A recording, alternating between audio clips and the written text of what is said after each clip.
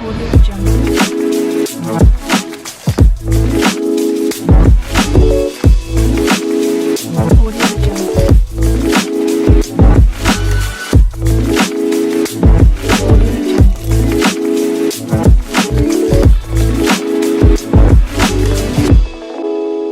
Audio Jungle. Audio Jungle.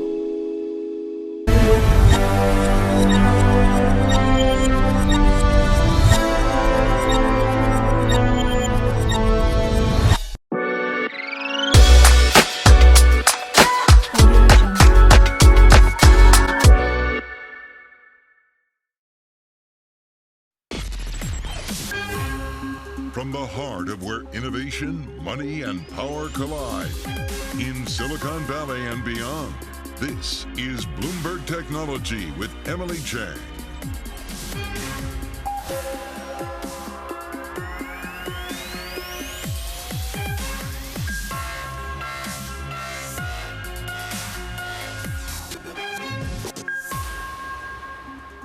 I'm Emily Chang in San Francisco, and this is Bloomberg Technology. Coming up in the next hour, early results from third party shows Amazon's latest Prime Day not much better than any other day. Amazon saying not so fast. Our conversation with a Prime executive is coming up. Plus, Grayscale claps back at the SEC after rejecting a Bitcoin ETF. I'll speak with CEO Michael Sonnenschein about their legal challenge and ongoing friction between Gary Gensler and the crypto community. Plus, Andrew Yang joins us to talk about the state of tech entrepreneurship in a downturn, plus his outlook for president in 2024. All of that in a moment, but first let's get a look at the markets. We were so close, yet so far. The NASDAQ 100 falling in the last 5 minutes of trading to carry on a horrid streak of losses. Bloomberg's Ed Ludlow has the movers, and Ed, just last minute, couldn't close the door. Yeah, they say it's the hope that kills you, right? Look, we're down 0.3% on S&P 500, just flat, down less than 0.1% on the NASDAQ 100, and that took it to 6 straight days of losses, its worst streak since February of 2021. We're bracing for a CPI print on Thursday, or inflation data for the month of September, and that will give us an indication of how much further the Fed will go with raising rates and how much more pain this market can take. Really interesting. Continuing to see selling in semiconductor stocks as well, which have really suffered amid tensions between the US and China, but also concern about slowdown for the end use cases for those semiconductors. Yields did pull back a little bit this Wednesday. Intel's been a really interesting story of the last 24 hours. A Bloomberg scoop, you see the pain it suffered over the last 6 sessions. It rose slightly on Wednesday. According to sources, Intel will lay off thousands of people. As soon as this month, we could get an announcement in areas like sales and marketing, where, according to our sources, they'll reduce headcount by around 20%. No official comment from the company, but they have earnings on October 27th. That's something we're paying close attention to. So despite the headlines, the S&P 500 falling to its lowest level since November 2020, there wasn't a lot of big movement when it came to tech. Netflix up 3%, the kind of big outperform with no news behind it. But when you look at the mega caps, they were kind of muted declines, really, nothing really pulling in either direction. And Twitter continues to basically trade sideways as we wait and see, will this deal with Elon Musk close before October 28th? In the meantime, we're at around $50 a share. All right, Ed, that is the big question. Will the deal be sealed before that date? Thank you. Meantime, this week's Bloomberg Business Week cover story focuses on the roller coaster ride that has been the Musk-Twitter deal. Kurt Wagner writes that for Twitter, there are no good outcomes, no matter what path a deal with Elon takes. Musk has publicly trashed Twitter's top management and alienated thousands of its employees, vowed to slash rules that were put in place after misinformation threatened election integrity, and wants to make Twitter the everything app, but hasn't really explained what that means. Here to discuss, Bloomberg's Kurt Wagner. So the headline, Kurt, is that Twitter faces only bad outcomes if this deal closes. Why do you say so?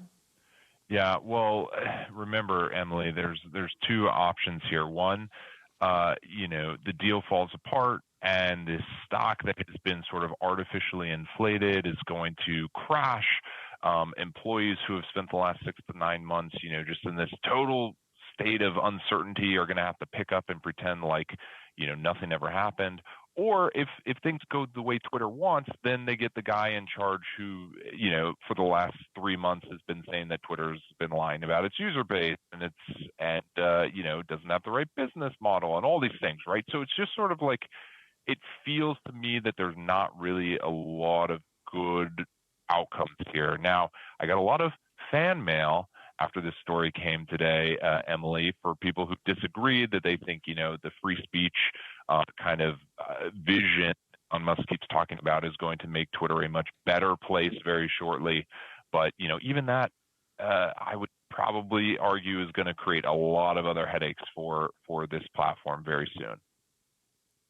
Well, and look, Musk does have millions and millions of fans, so that's certainly not, out of the question that, some folks are going to be very happy if this deal gets done. That said, you use the words very shortly there, and I'm curious, say the deal does get done before October 28th, could Elon Musk make significant changes to the platform before the midterm elections, before November 8th?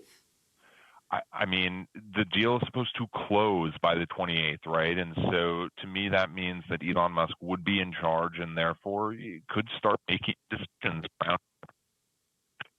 are they going to be able to, bring President Trump back onto Twitter within the next week?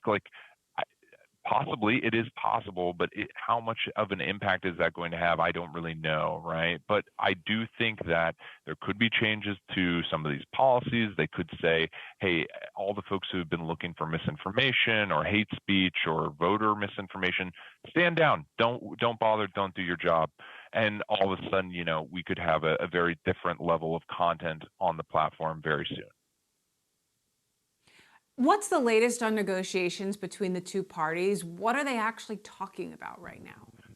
Yeah, I mean, there has been some stuff that we have reported at Bloomberg that, despite the fact that both sides want the same deal price, there have been some hangups, right?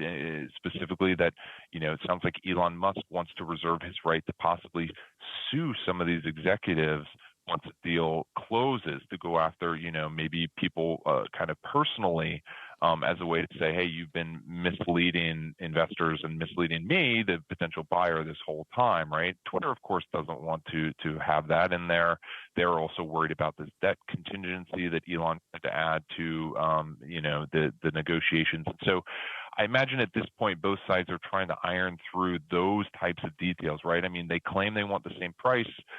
I think the debt is for the most part locked up. And so you think like, okay, they're really at the end here where they're kind of going over those very minute elements of a deal. All right, Kurt Wagner, thanks for keeping us updated as always. And check out that story in the latest edition of Bloomberg Business Week.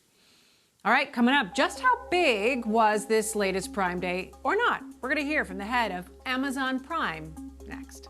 This is Bloomberg.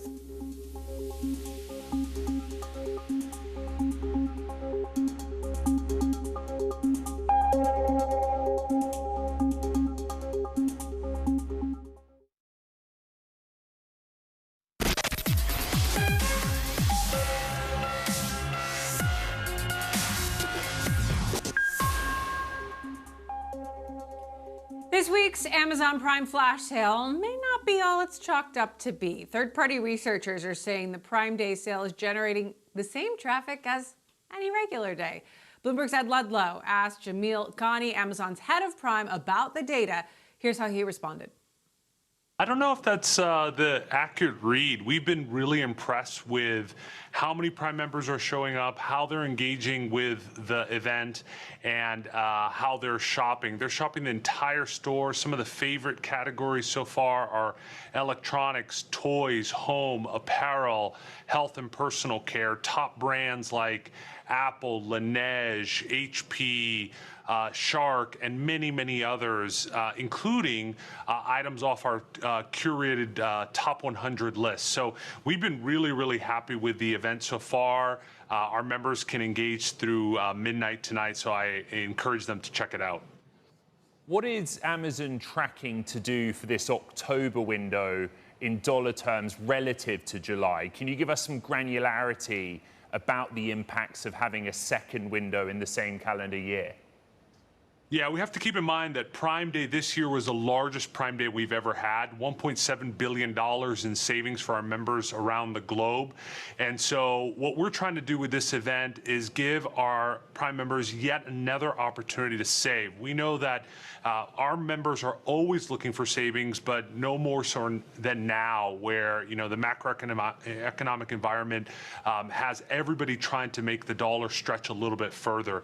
And so this is an opportunity for 48 hours for our members to get an exclusive jump on their holiday shopping. It's needs and wants across the entire store. And so far, the engagement's been really strong. So it's too early to tell, but I expect that there'll be deals throughout the event. That's something that we learned in Prime Day, that our members like top brands and they like having deals throughout the entire event. You're going to continue to see that through midnight tonight. So this window will not be as big as the July window? It's too early to tell, but we're very excited by the early engagement.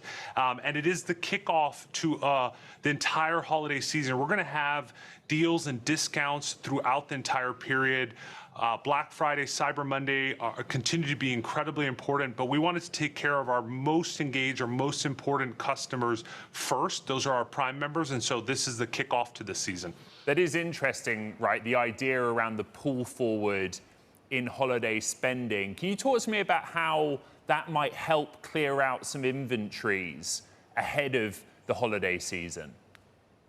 Yeah, this event is not about inventory. We built this event purpose-built on the top brands that our members we know are looking for as they go into the shopping season. And so this is an exclusive 48 hours for our Prime members to get a jump on their holiday shopping, ensure that they get those must-have giftable items, get some of the holiday rush out of the way earlier in the season. But we're going to continue the deals and discounts for all of our customers, including Prime members, going into Black Friday and Cyber Monday. You alluded to it earlier, but what are you learning about the consumer based on what they're buying? It seems through third-party data they might be going for the sort of cheaper end of the spectrum in terms of the items they're buying. Is there any sense that the consumer is feeling the pain of inflation? Well, I think all of us as Americans are feeling the pinch of inflation. All of us want to stretch our dollar as far as we can. What we saw in Prime Day is that members engaged across all sales prices, from consumables and everyday essentials all the way up through the electronic devices. It's needs through wants. And that's why we built Prime Early Access Sale, to have the top brands across the entire store so that members can meet those needs and wants. We've got top brands in health and personal care, all the way to toys, to home, apparel, and electronics, which are, clearly a member favor every holiday season. And so we're seeing the same in engagement now. We expect that to continue over the next several hours through midnight tonight. Amazon's head of Prime there, Jamil Ghani, with our own Ed Ludlow for more on this. I want to bring in our Bloomberg reporter, Spencer Sober, who, of course, covers Amazon. So, Spencer, let's talk about a potential disparity here in what the third-party folks are saying and what Amazon is saying. Just how good has this Prime Day actually been so far? Yeah, I think it's what we're hearing is that there's slight lift from a usual day. Now we're getting some revised data from what we had earlier. A deeper look, slight lift from a typical day, but not nearly the same amount of lift as they had in the summer Prime Day. And I'm not sure that we're that far off. I mean, if you listen carefully to what the Amazon executive says, he uses words like shop and he uses words like engagement. And so he doesn't use words like buy and he doesn't use words like spend, so engagement can be just a cute way to say, people are coming on the site, they're noodling around, they're looking at this, that, and the other, but they're not really buying a whole lot. So what does this tell us about the state of the consumer, potentially more broadly leading into the holidays? Or does it tell us something more about Amazon? Well, I think it's a little of both, right? I mean, it's not a secret that consumers are pulling back, that they're dealing with higher food and fuel prices, things that they have to buy, and have less money, to spend on things that they want to buy. And then on Amazon, we're learning, like, on these kind of things, some of the top categories are like household essentials and pantry items and things. People are just kind of spending to stock up on things they'd otherwise buy, and not necessarily splurging on things like electronics and whatnot. But then in terms of Amazon, it's just they figured, hey, what the heck, we'll do another sale. And it was interesting. You said it wasn't about inventory. When it is about inventory, that's really why Amazon was able to spin this thing up so quickly, is because a lot of merchants, the inventory's already there. They have it. Meantime, there have been some developments in unionization efforts at an Amazon warehouse in California. What's the latest on that? Yeah, this is pretty interesting to watch. So there's a one warehouse in Moreno Valley in the Inland Empire, and that's a real stronghold for Amazon. That's probably where they've got the most concentrated number of facilities and employees. And so one of them just submitted signatures to push for a union election affiliated with this Amazon labor union, which was the one that won approval for a union in Staten Island, which Amazon is still contesting. And now there's another vote coming up next week in Albany, again affiliated with this Amazon labor union. So starting to look like this thing's spreading, and Amazon's having a hard time containing it. All right, Spencer Soper, who covers Amazon for us. Thank you. Coming up, weeks after the massive Adobe Figma deal, the other hot enterprise software startup has some news. Airtable CEO Howie Liu is with us next. This is Bloomberg.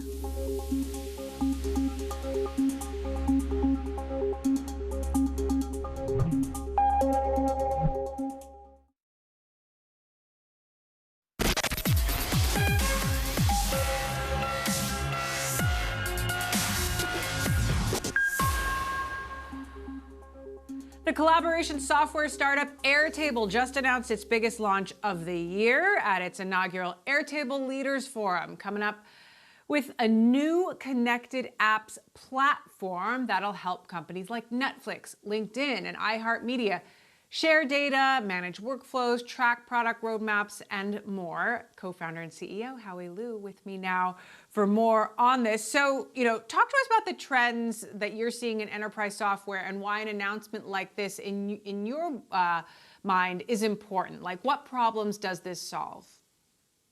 Yeah, I mean, I think it's best to explain it in terms of where we came from and where we're going. So 10 years ago, Mark Andreessen said software is eating the world. We created Airtable really to kind of execute against that and empower the teams closest to the work in every company to be part of that disruption, to build the apps for themselves that they needed.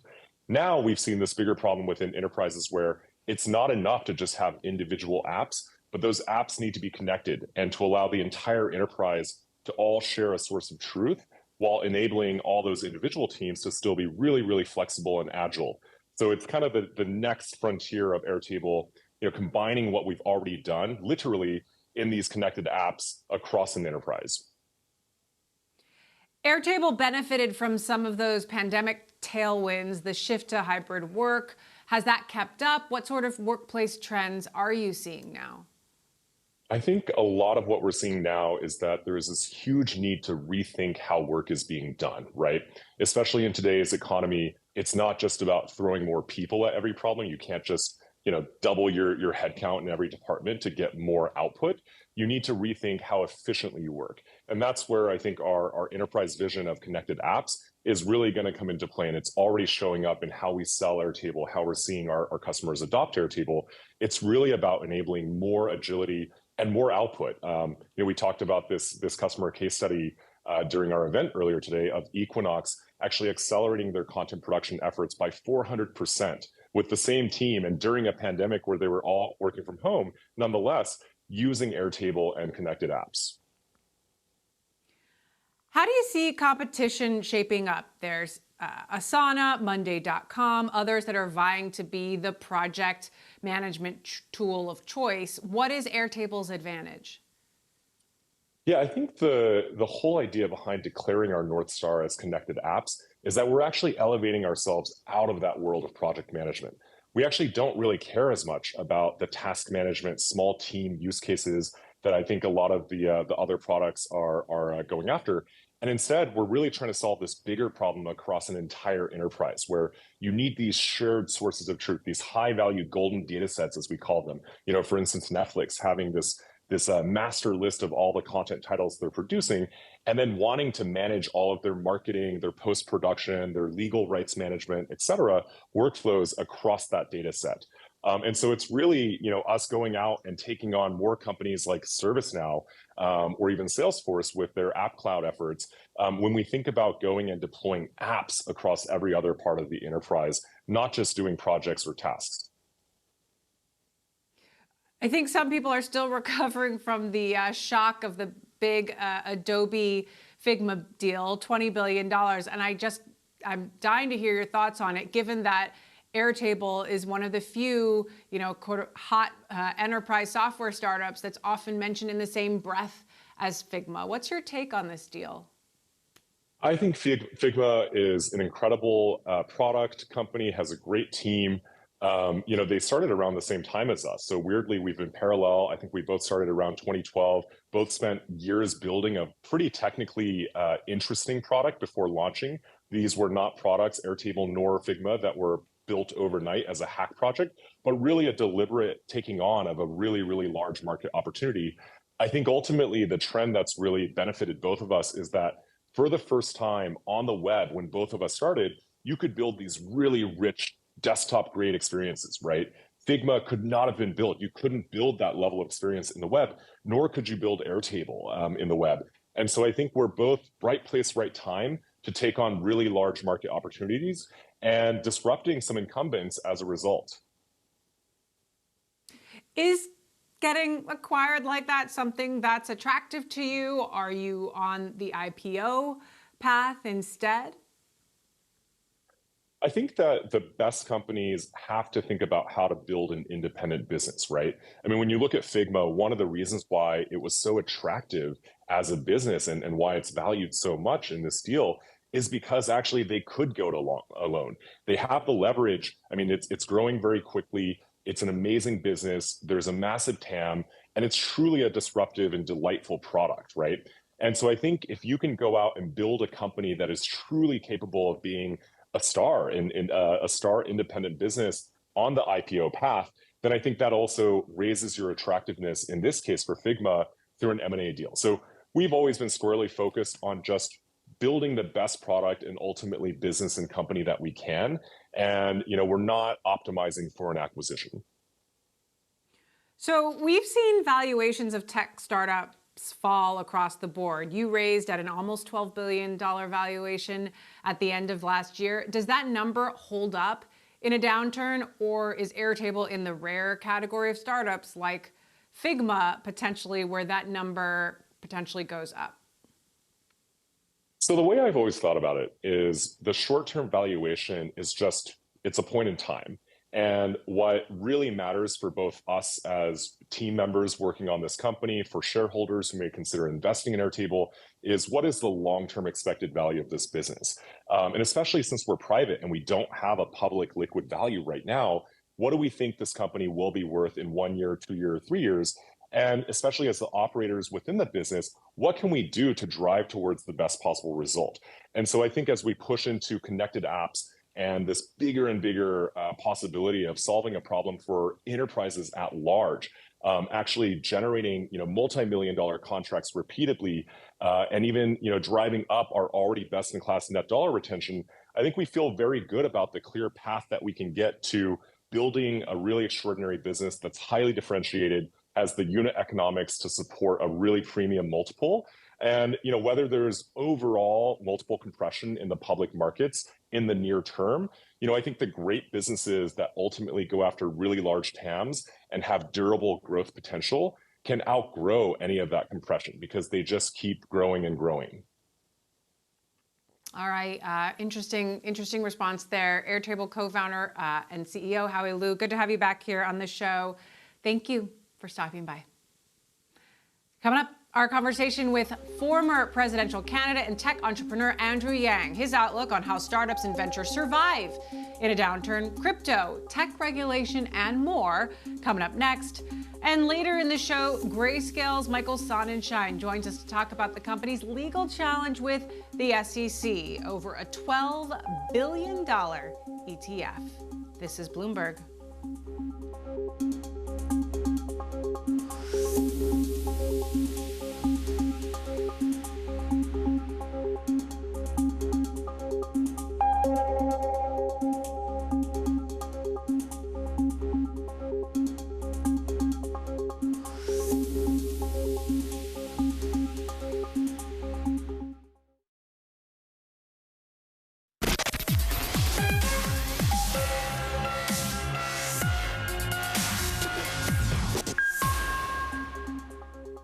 Welcome back to Bloomberg Technology. I'm Emily Chang in San Francisco. The global sell-off in semiconductor shares continues, but one name in Japan bucking that trend. Our Ed Ludlow back with a look at Socio next. Ed.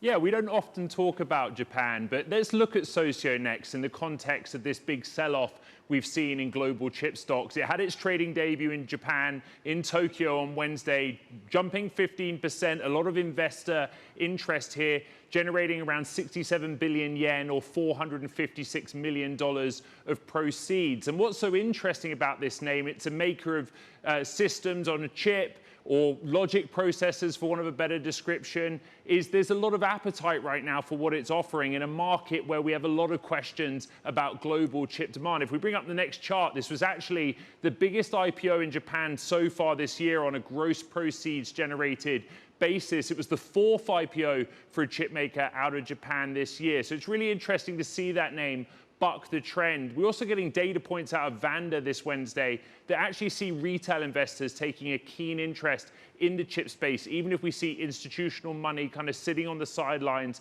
or pulling out because we have concerns about a global slowdown. And speaking about those concerns, we look at this terminal chart.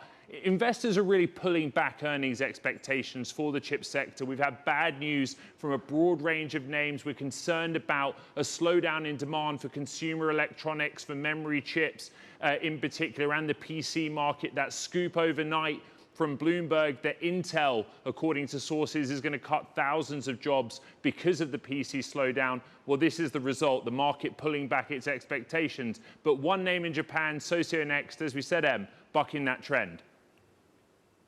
All right, Ed, thank you. A name we don't normally hear about. Appreciate it. I want to zoom out now of chip stocks and get back to the broader macro environment with rising inflation and a falling market, the state of valuations and venture capital and startup innovation, all top of mind at the Greenwich Economic Forum that is underway right now. Our next guest, entrepreneur and former presidential candidate Andrew Yang, joins us from there now. So, Andrew, obviously so much talk about what is going to happen with this economy. Are we or are we not going into a recession? Given your Venture for America background, I'm curious what your outlook is if you are an entrepreneur trying to get started in a downturn. Well, if you look at the track record of high growth companies, Emily, and you know this full well, most of the really meaningful companies get started in a downturn like this one for a host of reasons. The fact is that an enterprise that succeeds in this time is going to be poised to really mushroom as soon as the climate starts turning more positive. So I do think that this is going to be a very, very tough time, but guaranteed we're going to see tons of meaningful firms come out of this period. What's your sense of how this tough time will compare to, let's say, the financial crisis or even the dot-com bust? Is there something different about it? No, I think we have a ways to go on the downslope myself. I mean, we can all see very clearly that the Fed's going to be jacking up interest rates for the foreseeable. And there are a lot of valuations that don't make as much sense in that environment. So we're going to all find out together how this compares to some of the tough times of the past. But I certainly think that folks should try and keep some powder dry. Make sure that you have enough cash to make it through for a little bit longer than you might hope. San Francisco is one city that's having a tough time recovering from the pandemic, and now there's this downturn. You've got companies going remote. You've got companies moving to Austin or Miami. Do you think the center of innovation, the fundamental center of gravity, is actually going to shift and become more distributed, or is it too early to say that? No, you and I both have friends who have decamped to Austin or Miami. And I'm a big believer that innovation and growth will follow wherever the talent goes. So if you have people who have permanently settled in Austin, I think you're going to see a permanent shift, truly. Now, the Bay Area, in my view, still has the highest concentration of tech talent, so it's still going to be the envy of many other cities. But I do think we're in a permanently different time where talent is going to be more distributed, and because of that, you're going to see capital be more distributed and growth companies come out of places where they might not have otherwise.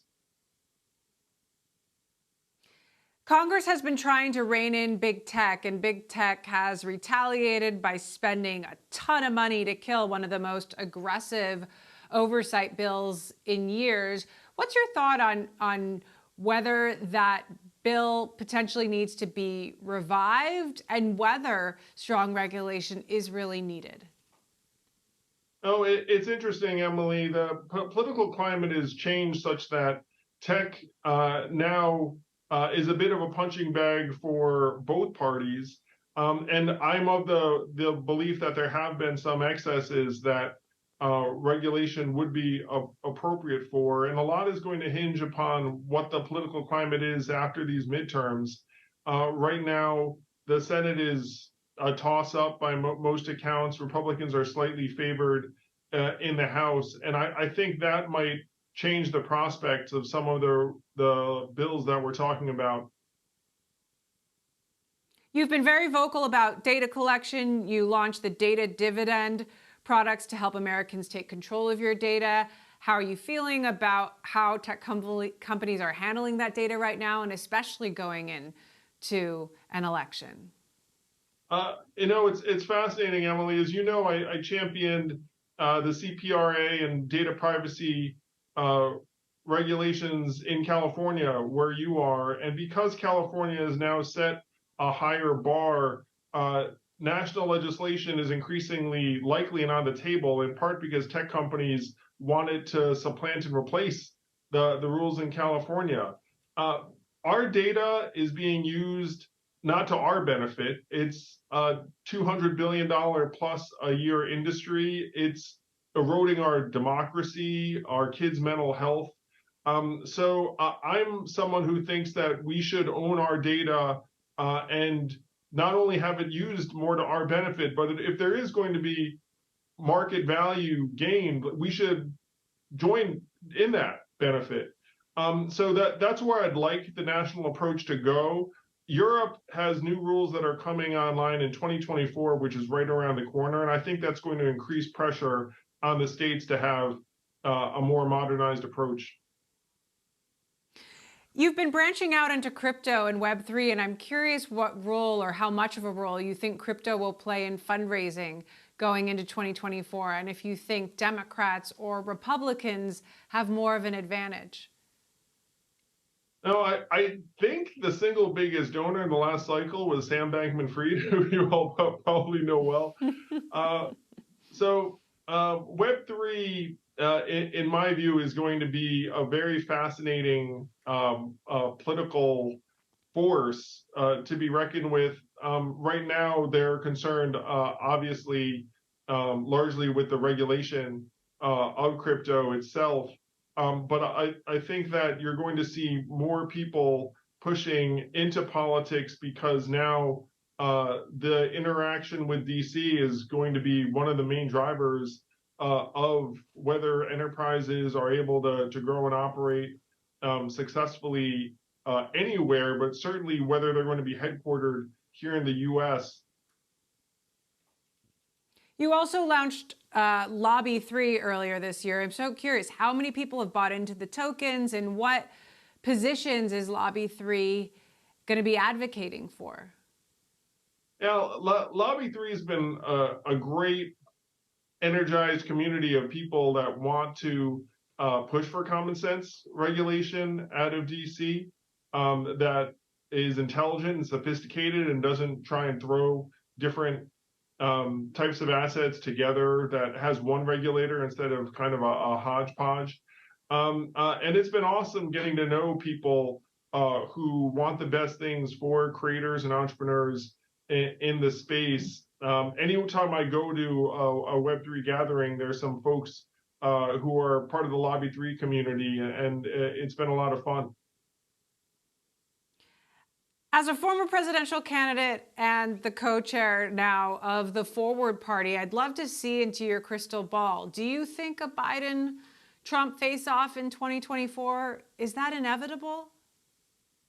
It's the most likely matchup right now, Emily. The odds are that Trump declares at the end of this year after the midterms, and then Biden declares either Q1 or Q2 of next year. I will say that those two candidates will have a combined age of 159 in 2024, and 58% of Americans are not excited about either of them. So the question is whether a unity ticket or some independent effort arises, and a group called No Labels has very publicly invested $53 million in ballot access for a potential unity ticket. I think there's going to be a lot of enthusiasm for some alternative after people face the reality that it is a rematch in 2024 between Trump and Biden. So let's say Biden doesn't run. Do you think the Democrats have a strong enough bench? Who's on that bench? Would you consider running again? Well, I think Joe Biden likely declares because he feels he's the only one who can defeat Donald Trump, because he did it once. And you can't argue with the fact that he did defeat Trump once. But it's also tough to slot in another Democrat who you have the same confidence in necessarily, if you're Joe or even if you're anyone, because right now it's unclear who the Democratic nominee would be.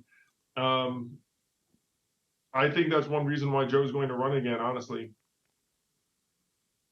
So how are you going to spend the next couple of years if you're not running again? You know, where are we going to see you place your energy and efforts and priorities given a very critical election coming up?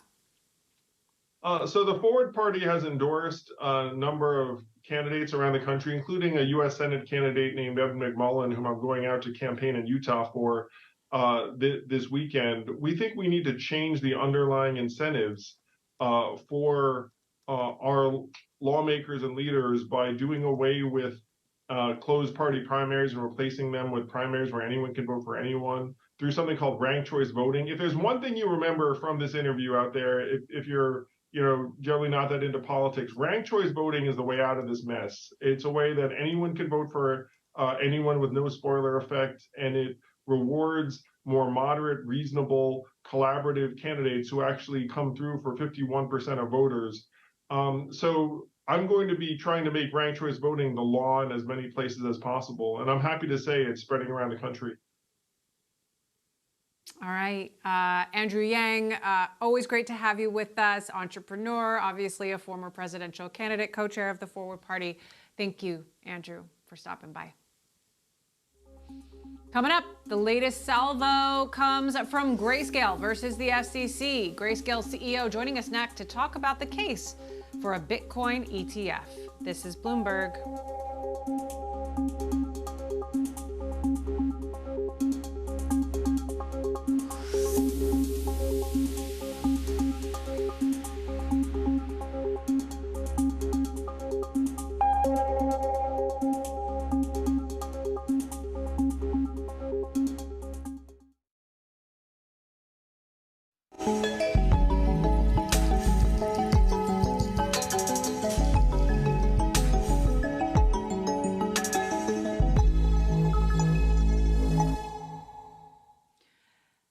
Crypto asset manager Grayscale Investment says there is no justification for the SEC's rejection of a Bitcoin ETF earlier this year. The firm saying the SEC's rationale raises more questions than answers and will undermine trust in crypto. Here to explain is Grayscale CEO Michael Sonnenschein. Michael, thank you so much for joining us. So give us the latest. Where does the lawsuit with the SEC stand at this moment? Well, last night, Emily, we filed our opening brief for the lawsuit. So this lays out our initial legal arguments to the court, and is really the first substantive document as part of the litigation process. So it's important to remember this is a case about Bitcoin, but we're putting in front of in front of the court system, really straightforward common sense arguments. I think one of the new arguments that's laid out here has to do with this idea of a significant market test, which the SEC has applied to Bitcoin ETF applications. They've applied this very stringently to spot Bitcoin ETF applications like Grayscale, and other spot Bitcoin ETFs that have been denied, but very leniently to Bitcoin futures ETF applications, which is why we have several of them in the market.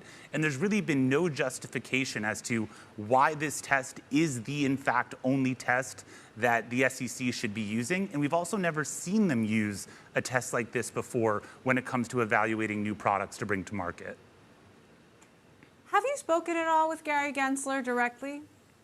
You know, we have regular dialogue with really everyone in DC.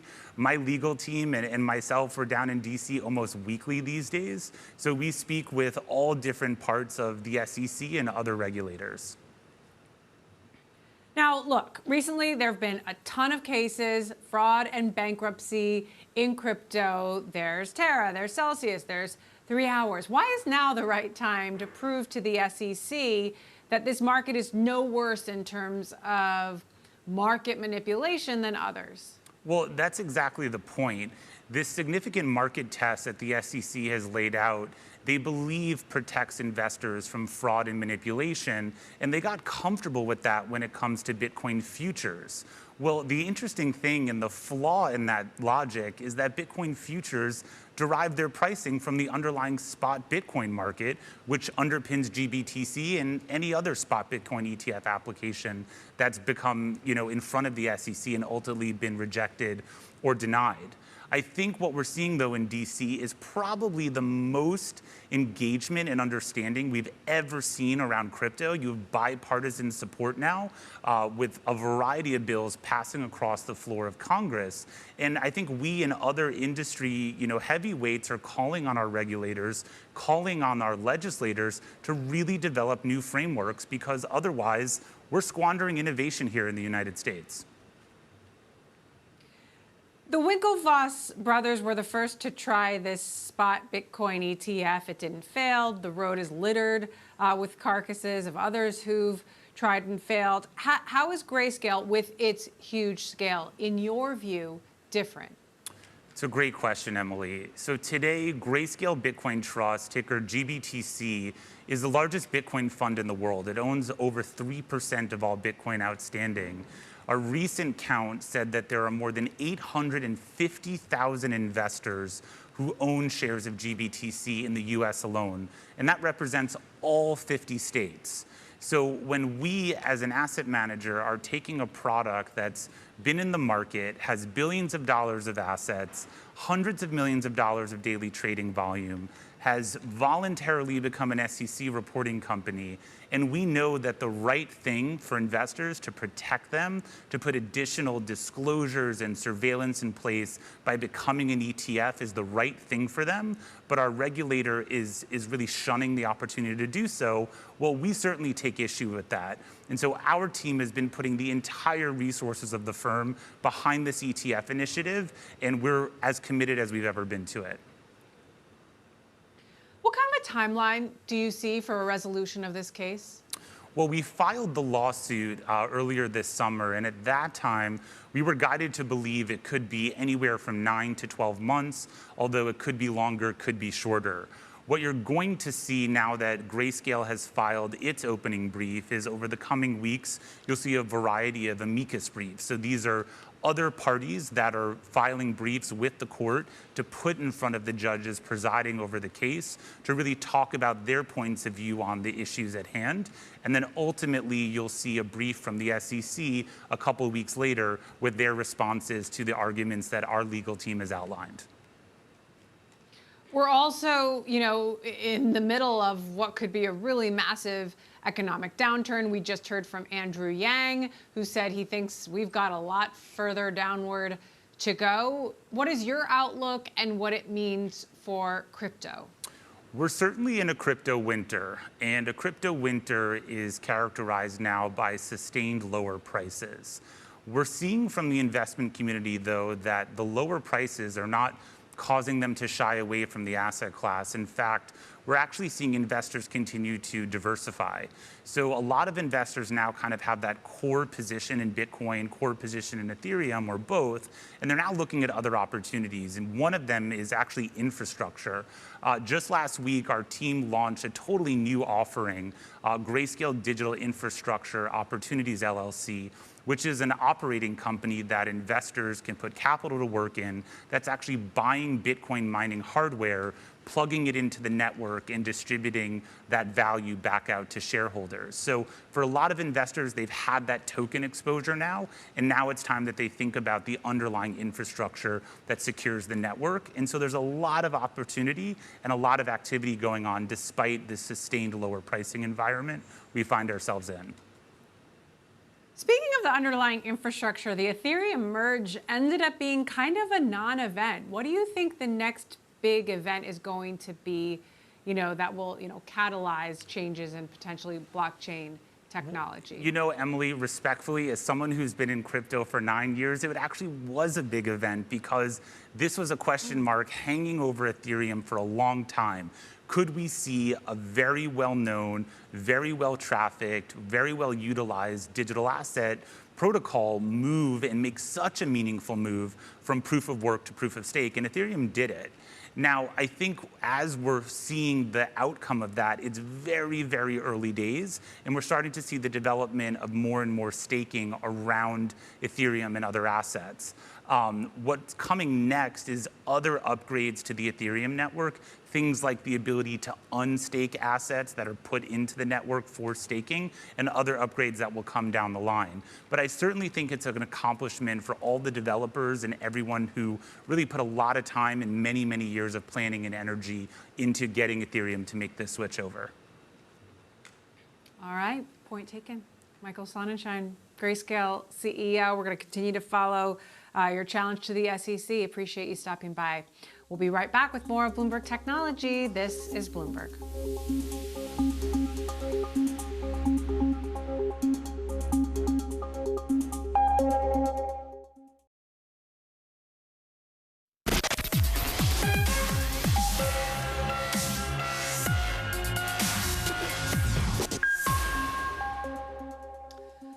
Apple is withholding its latest employee benefits from staff at its only unionized retail store. The reason given, the store needs to negotiate the perks with Apple via their collective bargaining arrangement.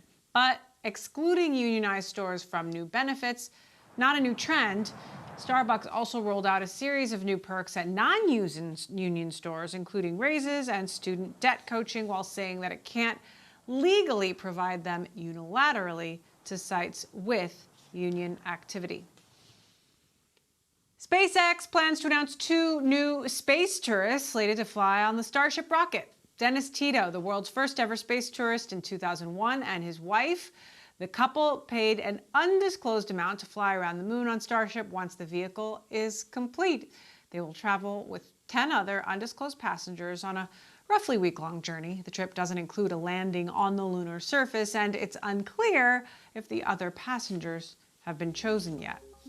And that does it for this edition of Bloomberg Technology. On Thursday, we've got Tron's Justin Sun on to talk about the future of DAOs and all things crypto and Web3. And don't forget to check out our podcast wherever you get your podcasts. I'm Emily Chang in San Francisco. This is Bloomberg.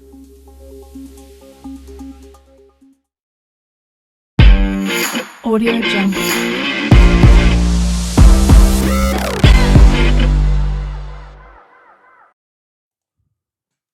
Entrepreneurship, leadership, and free market capitalism. You are listening to Kyle Keegan.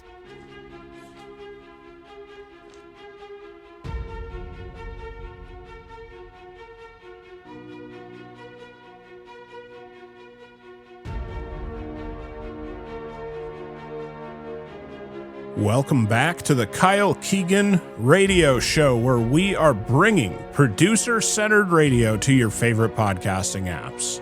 What is this show about? We are here to bring out the very best in entrepreneurs. We make way more than a living. We build things that are bigger than just us and our own efforts. We embrace entrepreneurs and the value that they bring to the world. We believe that entrepreneurship is a high calling and an honorable pursuit. Our own efforts are finite, but our businesses can be infinite. The world's resources are available to good leaders, and it is our job to be those good leaders. Having created great wealth means that we created great value, an option chosen above alternatives by our customers, investors, and employees. Our value creation improves lives. If you want to interact with the show, your options are Telegram and thefastlaneforum.com by MJ DeMarco. This is not a Hustle Bro podcast where I want you to follow me all over the internet, and you're welcome for that. If you are getting great value out of this show, please give us your 5-star reviews and also tell your friends. I'm not selling courses. I'm not doing anything. As a matter of fact, I just updated my thread on the Fastlane forum to say, this is free course level entrepreneurial content, and there's no funnel, right? How many times do you go around and you see, oh my gosh, free content, free, absolutely free. And it's not free. It's actually not, right? It's just a presentation to get you to buy something bigger and more expensive than you would have before. So you lend them an ear for longer than you normally would because, oh, geez, it's free, right? And then they sell things to you the entire time. I'll have sponsors in the future. I've had sponsors in the past, but this is not a funnel to get you to do something expensive, right? This is entrepreneurial content, the free exchange of great information. And the reason I'm doing this is because I believe that having that respect and building that influence is good for me and it's good for you guys. So it is still a win-win, even though I don't make a bunch of money hand over fist doing this. Maybe one day, but not right now. Anyway, I'm not charging you for it. The idea basically is, please give us your 5-star reviews and tell your friends about the show. Let's grow this show. Thank you for listening to the show, but not just for listening. Thank you for being who you are. I appreciate the value-creating entrepreneur problem solvers in this world, and that's what you guys are. If you stick around with this show and you like this type of content, you're the type of person that I'm thankful for in this world. You're the type of person that makes the world a better place. So thank you, not just for listening, but being who you are. Welcome to episode 325. I hope you enjoyed 324, where we discussed, me and Mr. Volodya Gusek discussed quiet quitting. And it was kind of a new concept to us, and we heard about essentially people deciding to check out at work. Instead of try their best, they just want to check out and collect a paycheck. And we discussed this at length and essentially from a position of an employer, an entrepreneur, and stuff like that. We were pretty disgusted by the idea of this, but also disgusted by the idea of a company creating a culture that produces quiet quitters. There are companies loaded full of quiet quitters, and that is very poor leadership. So there's two sides to this coin. I don't believe that quiet quitting is what's best for you. If you ever decide that you're in the wrong place, I do not believe that quiet quitting is the option for you, because you're actively remaining in a place that is wrong, right? So unless you believe that you actually can do better, this whole act your worth thing is something that they love to talk about. And if you really do feel as though you are worth more, then go get it. Absolutely waste no time, right? Properly quit and go get it. Now, if this is just a show and you say you're worth more, but you're really not deep down, maybe that's something that you should change. That is a poor attitude. And you should be happy that you have a job with an attitude like that. And from where you are right now, you should thankfully address your work and make sure that you push the limit and do better and better each and every day. And then maybe you will actually be worth more. And if your boss doesn't see it and your company doesn't appreciate it, there is always, again, that option to leave. Whether you are an employee or an entrepreneur, value is appreciated. If you provide great value, somebody is going to take notice and somebody is going to be willing to pay for that. So always keep that in mind when you're addressing your work. Always provide value. Become indispensable. That would be my suggestion. A level of indispensability at a company opens doors for advancement within that company, or it also opens doors for advancement as you want to go and start your own business. Both are available to somebody who is indispensable. You know what's going on if you're that indispensable person. You have the inside track. That would be a really good position to start from when you're looking at being an entrepreneur.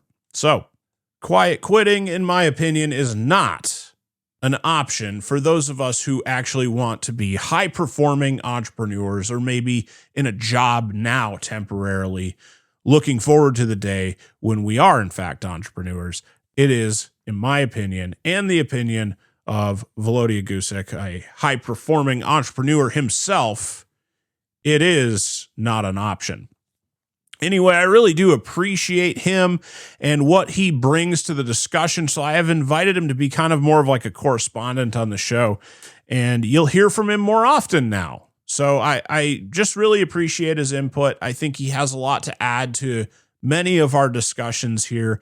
So he's going to send in some sound bites from time to time, and anything that, he might weigh in on and have a different perspective than me, I think that will be valuable for the listeners. So I'm very thankful to have had him, and then to continually have him contribute to the show. So thank you to Volodya. We have some epically great content ahead for you today. We're going to be discussing thinking bigger and how we implement that in our businesses. It's been a long time since I have been asked questions in the Think Big and then Think Bigger Than That thread. But there's an inquisitive young man by the name of Mike who actually started his own podcast recently and has had a couple of great guests on that as well, including myself. And we see something in him. Clearly, he's asking really good questions. We are answering them, and he's following them up with really good questions to continue. And honestly, ladies and gentlemen, this is an exercise for us as the respondents as well. This has been something that we really need to think about, what we believe and why we believe it. And I like that. I like to be challenged in that way because it brings up a lot of things in me. No matter how aggressive you are in business, I believe that there is this little bit of gravitational pull that increases as you gain more success in business. There's this gravitational pull towards contentment.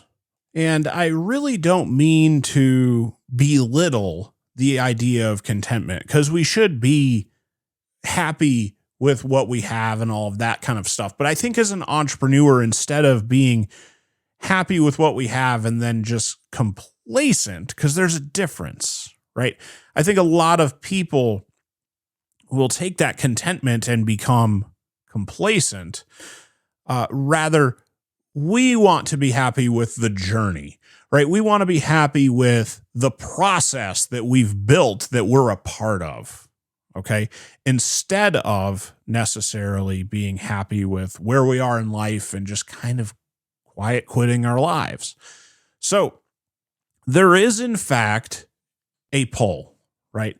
Some people call it affluenza, all of that kind of stuff. Once you get to a certain level, there is a point where you aren't as motivated as you once were.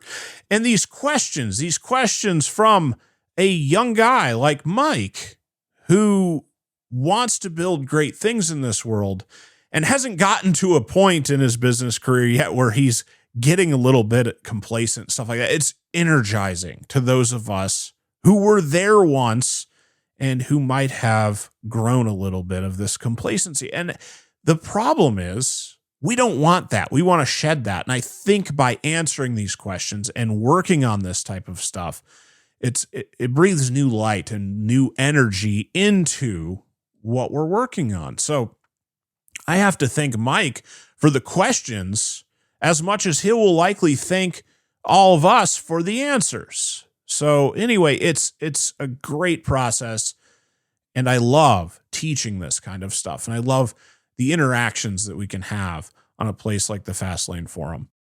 This thread at the Fastlane Forum is an oldie but a goodie. It's one of my gold status threads at the Fastlane Forum, and it is titled "Think Big and Then Think Bigger Than That." So it basically alludes to, yes, think big, but push it even farther, right?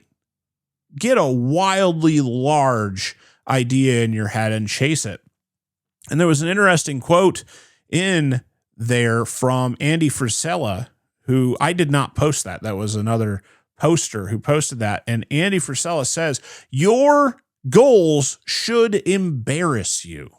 I love that. You should literally be embarrassed to tell people, like, well, what are you planning on doing with this company? Well, I want to, take it to a couple $2 billion. And most people will hear that and say, oh yeah, good luck with that. And they don't really mean it, probably because long before they let life beat the fire out of them, instead of keeping that fire in their eye and really chasing something that they actually wanted, they settled for less. And anyone who has that settling mentality, right, they let that complacency take over, is immediately dismissive of somebody with those great goals. So I love getting back to that. Your goals should embarrass you. Take note. I love what that means for us as entrepreneurs, and I'm ashamed to say that my goals haven't embarrassed me lately.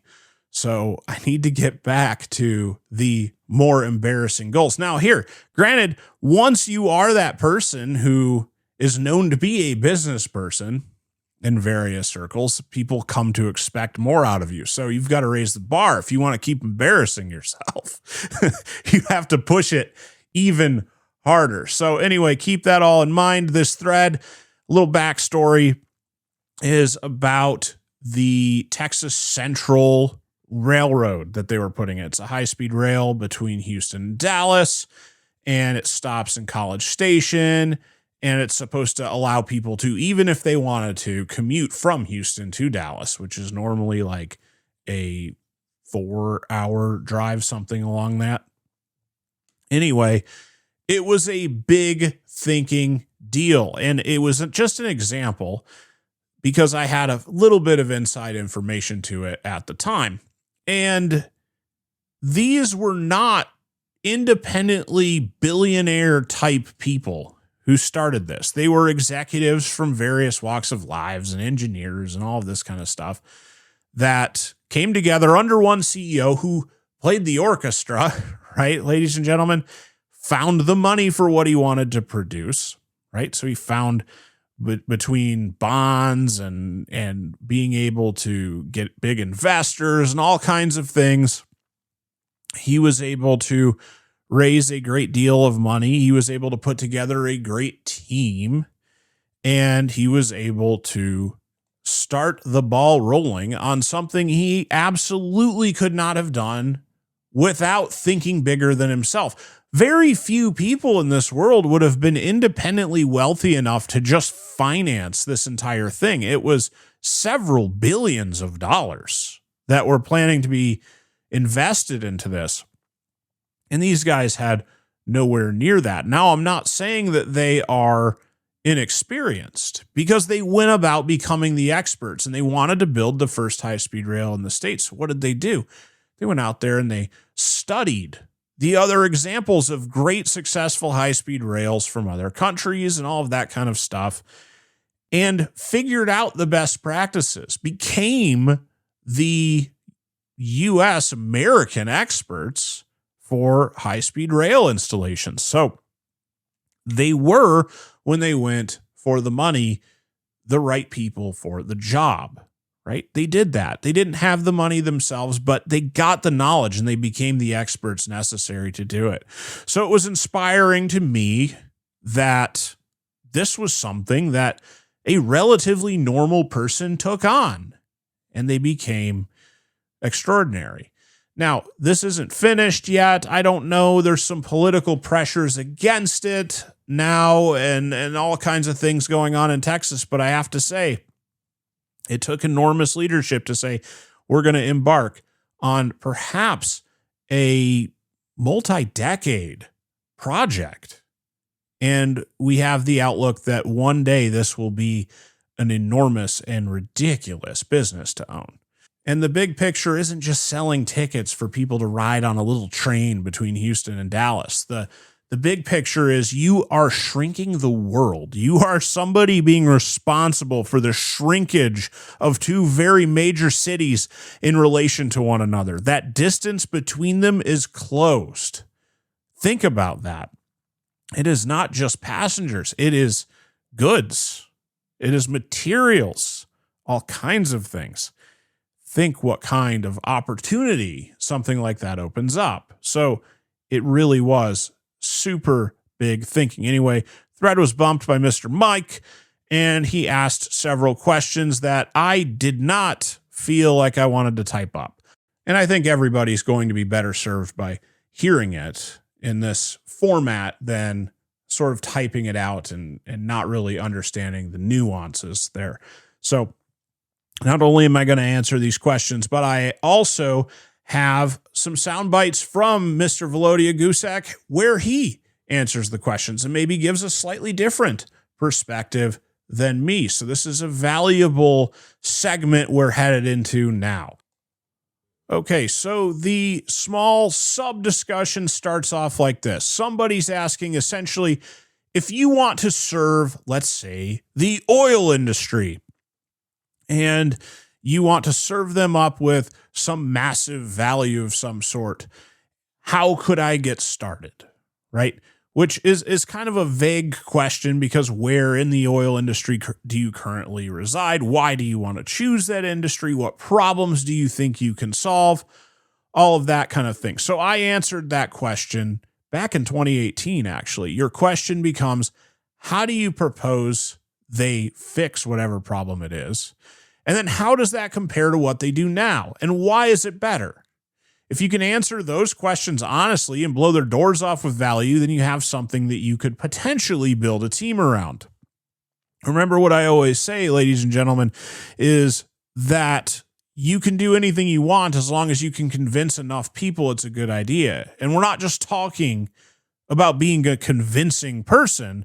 We're talking about being the legitimate person. Right? This isn't fake it till you make it. This is not building this persona that is convincing. It's being legitimately convincing because it's a legitimately good idea. So the answer to that question is people, right? People make things happen. They're the source in business. They're your customers. They're your investors. They're what make your business work. You cannot have a good business without people.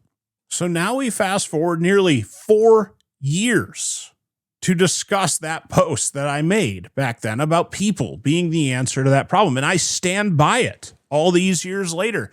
Heck, I didn't even have the radio show back then. I didn't have any of this back then. And people are still the answer to that question. Anyway, Mike asked the question, any chance you can give an example of win-wins that don't involve a ton of money? And the answer is no, because I don't want to, right? There are win-wins that don't involve a ton of money, but I don't actually want to answer that question, because that answer, or answering that question specifically, gives validation to the fact that you're going to go in it and try to do something with less money. Okay. I don't want to give validation to the idea that you should seek something that doesn't cost a lot of money. Why would you do that? Right? With an understanding that what matters is leadership, and what matters is being the expert, and what matters is orchestrating something, as we've teed up earlier in this show. Why would you dive deeper into this and say, well, okay, I want to get started, but I don't want to spend a bunch of money? See, that to me, and I'm not harping on you, Mike, because I know you'll end up listening to this, but that type of question alludes to the fact that there was a misunderstanding earlier in the thread and earlier in potentially this discussion on this show. Well, how do I get started? This sounds inspiring, but I don't want to spend a lot of money. The train people, the people building the high-speed rail, right? That involved a ton of money that none of those people had, right? But they did it anyway. They found a way to put it together and keep rolling the ball forward. It's one bite at a time. It's one foot at a time, one foot in front of the other, all those little phrases that people like to say, but all of a sudden they have something that has materialized. They've walked towards it. They've become the experts. They have talked to the right investors. They've talked to investors that rejected them.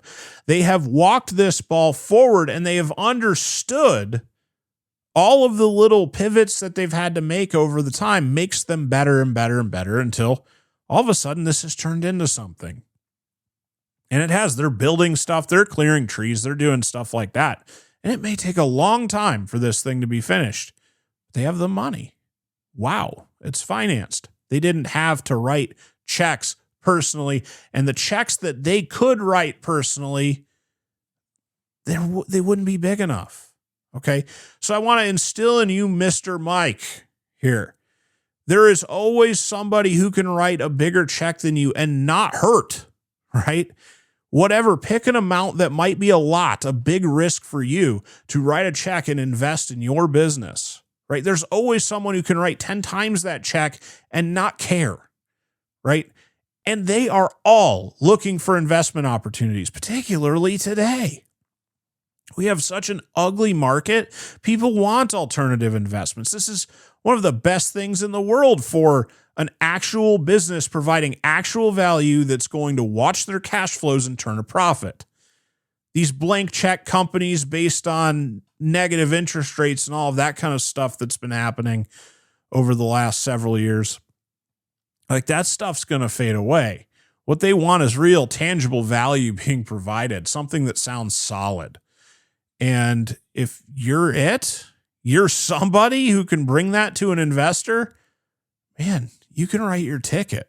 So the answer to that question is no, I'm not going to give examples of businesses or what kind of business should I start or anything like that. And I'm specifically not going to answer a question that says, what can I do that doesn't involve a lot of money? Because you should open your expectations a little bit more and understand that if you have the right idea and you have the right expertise that you built, right? You might say, oh, I don't have the expertise. Well, you got to build it, right? You got to figure that out too. If you have all of that stuff and you take it one step at a time, the money won't matter. You can get the money. Anyway, next question says, reading this thread and chatting with you recently has opened my mind up like I've never seen before. He says, I'm not going to lie. I currently don't feel like I'm working on a big enough problem, and I'm actively looking for something bigger to jump into. You and me both, brother. That is something that we all have to deal with as entrepreneurs. I want to apply my big thinking business stuff to something. I had a government technology business that didn't really go the way I'd planned in my early 20s. And that was a company that was expected to be a multi-billion-dollar company. And it did not go the way that I had planned. It didn't work out. But at the same time, I am desperate to get back to something of that sort of project. Those of you who follow the show know that I'm in an industrial company right now, and we mostly sell chemicals, but we're also getting into some building materials now. So we're pushing the bar, and it's a great business, but it's also something that doesn't capture the type of scale that I believe I'm capable of. So you and me both, man, we're looking at the same type of thing, just at different stages in life. Anyway, next question.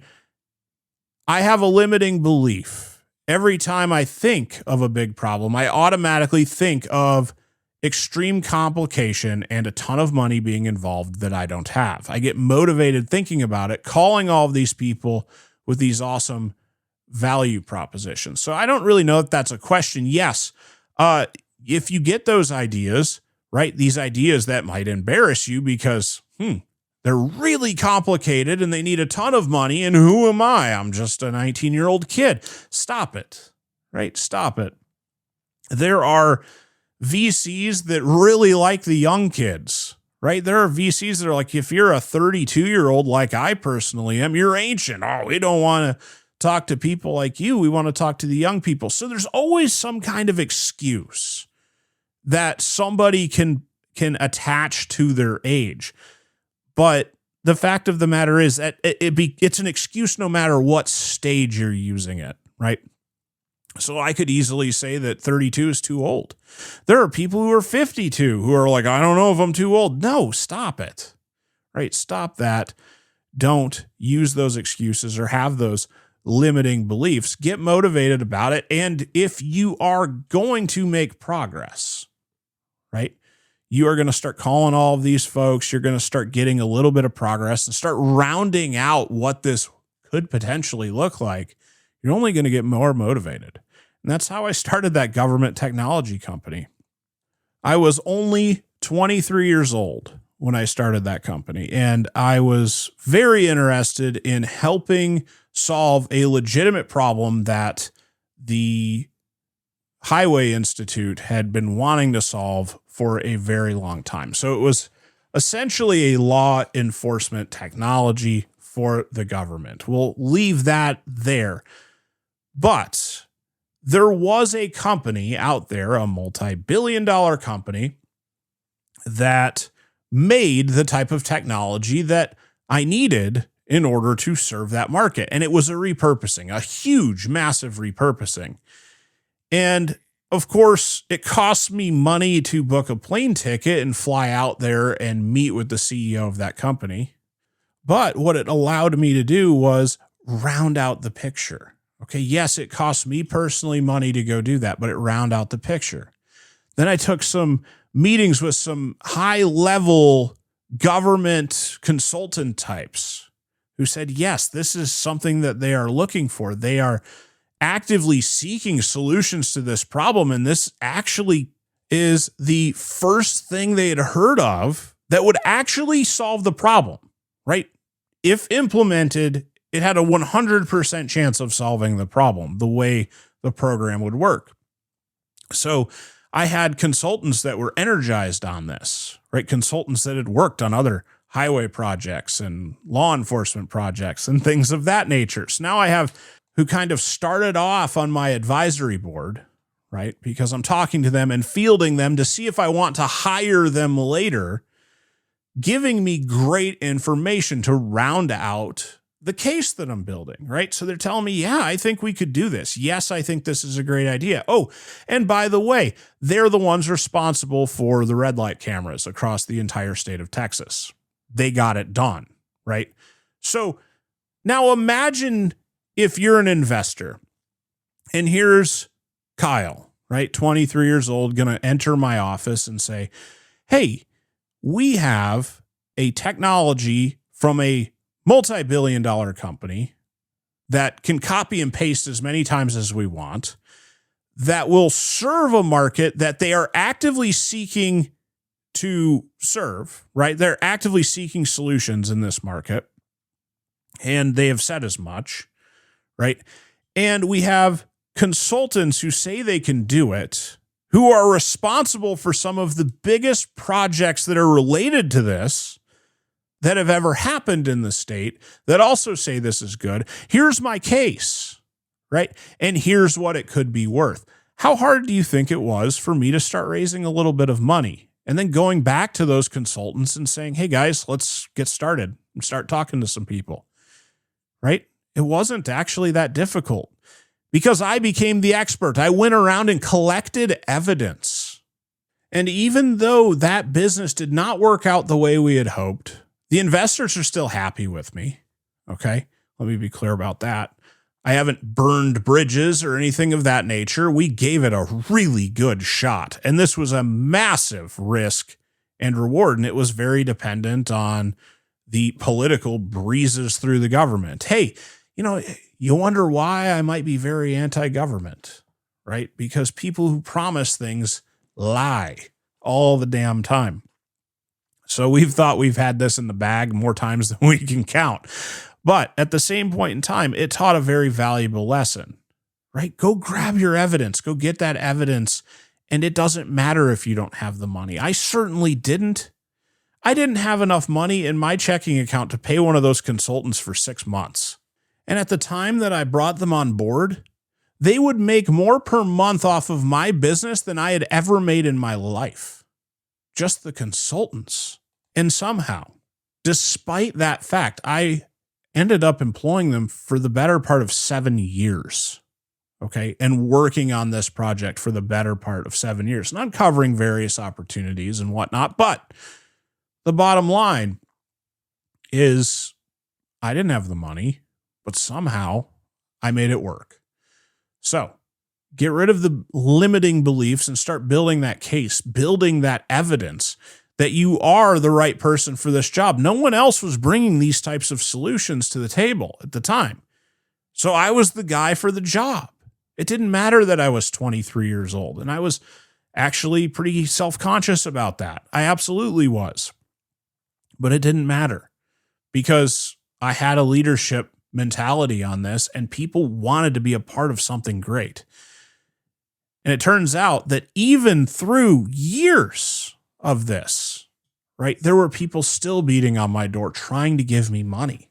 On the last round of money that I raised with this project, I actually had somebody come to me and things were going so badly, right? So badly in this that I'm like, no, I wouldn't invest in this if I were you. I'm just going to be fully open with you. And basically what alludes to someone can always write bigger checks than you. He said, don't tell me what I would invest in. I thought that was very interesting. He wanted in, right? He still wanted in because he knew that even though it was becoming less and less of a chance that this could happen, the potential for payout was enormous for him. So he wanted to take that bet. He still wanted to take that bet despite that. And honestly, he even said, because you're such a straight shooter and because you're somebody who literally told me not to invest, you were looking out for me, right? You owe me nothing, but you were looking out for me. And I appreciate that. And I'd rather invest with you than any number of people who want investments from me right now. I cannot stress enough how much just being full of candor and a leader can bring you. The opportunities just knock on your door, man. So you need to know that. And that is really the route that you should take, in my opinion. And then you go on to ask, what really is there to offer these people? Is pitching investors a needed thing? Is trying to bootstrap something a waste of time? What is there really to offer people? Anything, any improvement under the sun. Right? Go read 0 to 1 by Peter Thiel. Okay. It discusses essentially competing with the status quo, one-upping what's going on in the world now, and you being a part of that one-upsmanship, right? Anything can be provided to anyone, right? Whatever they're doing now, it can be improved upon, and you can make money off of that improvement. Is pitching investors a needed thing? Well, no, Of course not. You can start a business without investors. My current industrial company didn't have actually any investors, right? I just started it with a great partnership with a big company. And I also have a family office that I have available to me for purchase order financing. So that really isn't a investment per se. It's more of a ability to fulfill and do what I say I can do by having partnerships. Okay. So good partners built that into something bigger than me. I by no means am suggesting that as the end all business model. I believe if you have a really good idea, something that can solve great problems, you should absolutely go after that big idea, even if you don't have the money for it, or you believe you don't have the experience for it. Build them both, right? One step at a time. Become the person for that job. It's not fake it till you make it. It's become the person necessary to do something. So what is there to offer these people? Everything. Is pitching investors a needed thing? No, not every time, but I would suggest that you don't rule it out. Is trying to bootstrap something a waste of time? No, it's not a waste of time, but I would also say think bigger. Anyway, he goes on to say, in one of your episodes, I also remember you said you didn't take much risk because you were very methodical about your growth, but it isn't getting money from an investor risky and scary if you aren't positive something will work out, like being in charge of someone else's millions of dollars, hypothetically. It seems rather daunting. Well, it isn't, honestly, when you are completely and totally full of candor and honest with everybody who you do business with, okay? I talk about this all the time. You cannot blow smoke forever. You cannot sit there and say, well, yeah, things are going great. You know, ever the optimist. We're really optimistic about this next meeting. We're really optimistic about this next meeting. No, I'd go to meetings, and if they didn't go well, I'd be on the phone with the investors on my drive home saying, no, it didn't go well this time. Here's what we have on the horizon. Here's what we're going to continue to work on. And here is my pivot strategy, right? It didn't go well. Sorry, it didn't go well, but I'm going to always be straightforward with you guys because you're going to know what's going on and where your money is and how it's working for you. It was never really daunting. As a matter of fact, it took a big amount of stress off of my shoulders. As a matter of fact, I didn't have to worry about books or payroll. I had people for that. I didn't have to worry about travel expenses. I had money for that. All of the stuff that I needed to run this business and be the leader and be the optimal guy was available to me. It was actually something that removed stress from me. And you want to know where I think the stress comes from about managing other people's money and having that responsibility on your shoulders? I think it comes from the building of a house of cards. It's the little, not lies, but not full truth scenario that some people go into. The book I will recommend for this might be Bad Blood. It's the book about Elizabeth Holmes and Theranos. Okay. She was the leader who surrounded herself with all of the good people. She also had a failed business like me, right? But things turned out extremely different for me than they did for her. I have a very good reputation now. I could actually continue to raise money. Why? Because they know I fought for them valiantly. I kept them abreast of absolutely everything I did. And despite the fact that the idea did not work out, they know that I gave it my all, and it wasn't because of me. It wasn't my fault. They know that.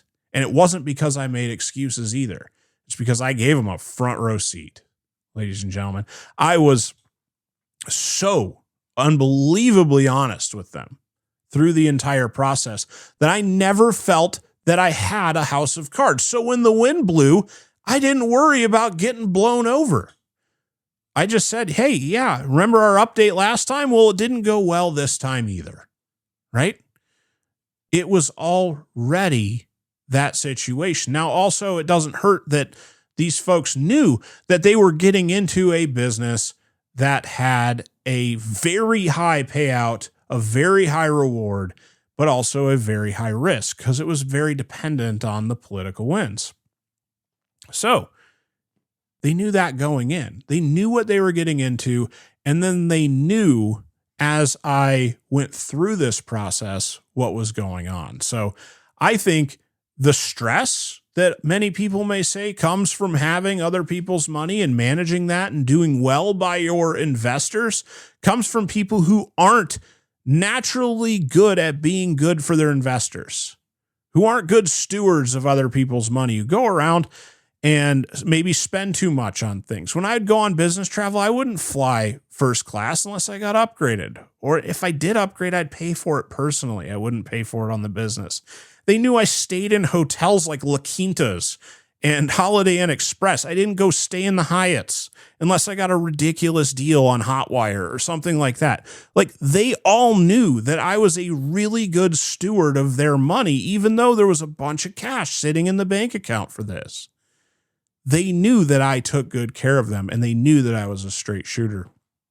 And no, it wasn't, as it turns out, super stressful for me. I wanted the deal to work because it was my life's work, and that was the stressful part.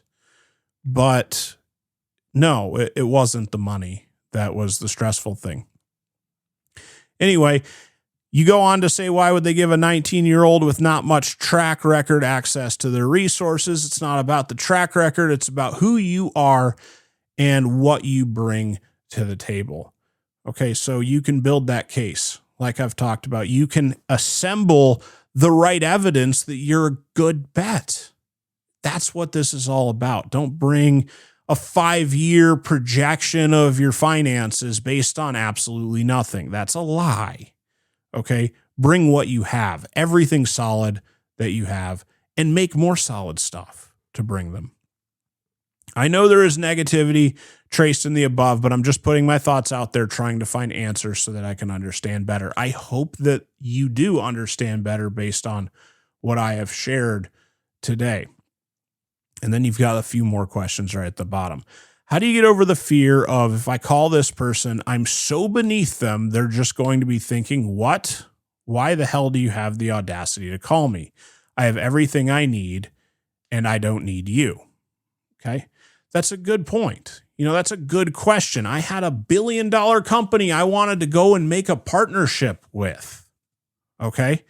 And they had, 300 or more employees. I'm at this big office building, and here I am in the C-suite talking to essentially their directors, right? Their CEO and a couple of their VPs and all of this kind of stuff, trying to put together a deal at 23 years old. These guys all had gray hair, all of this kind of stuff. I was driving over there in my crappy rental car, right? And this was in California, actually. I flew out to California to do it. And I was thinking to myself on the way to that meeting, who the hell do you think you are, Kyle? Right? Do you honestly think that you can pull this off? And it's a lie. That kind of stuff can creep into your head. But somehow I was able to get that meeting because somehow I was able to attract them to want to sit down. They were all excited to meet with me. So something must have been there. And that to me helped me out, right? I went into that meeting nervous. Of course I was nervous, and I nailed it. I made a deal with a $1 billion company to serve my needs in a GovTech industry, right? I had everything I needed from that one company to serve that industry. And it was incredibly cool. And it was an industry that they knew nothing about. So the answer is I impressed them, but I also showed them how they could make a lot of money with me together. And so who are they to say no? If this could go right, this could double their business too.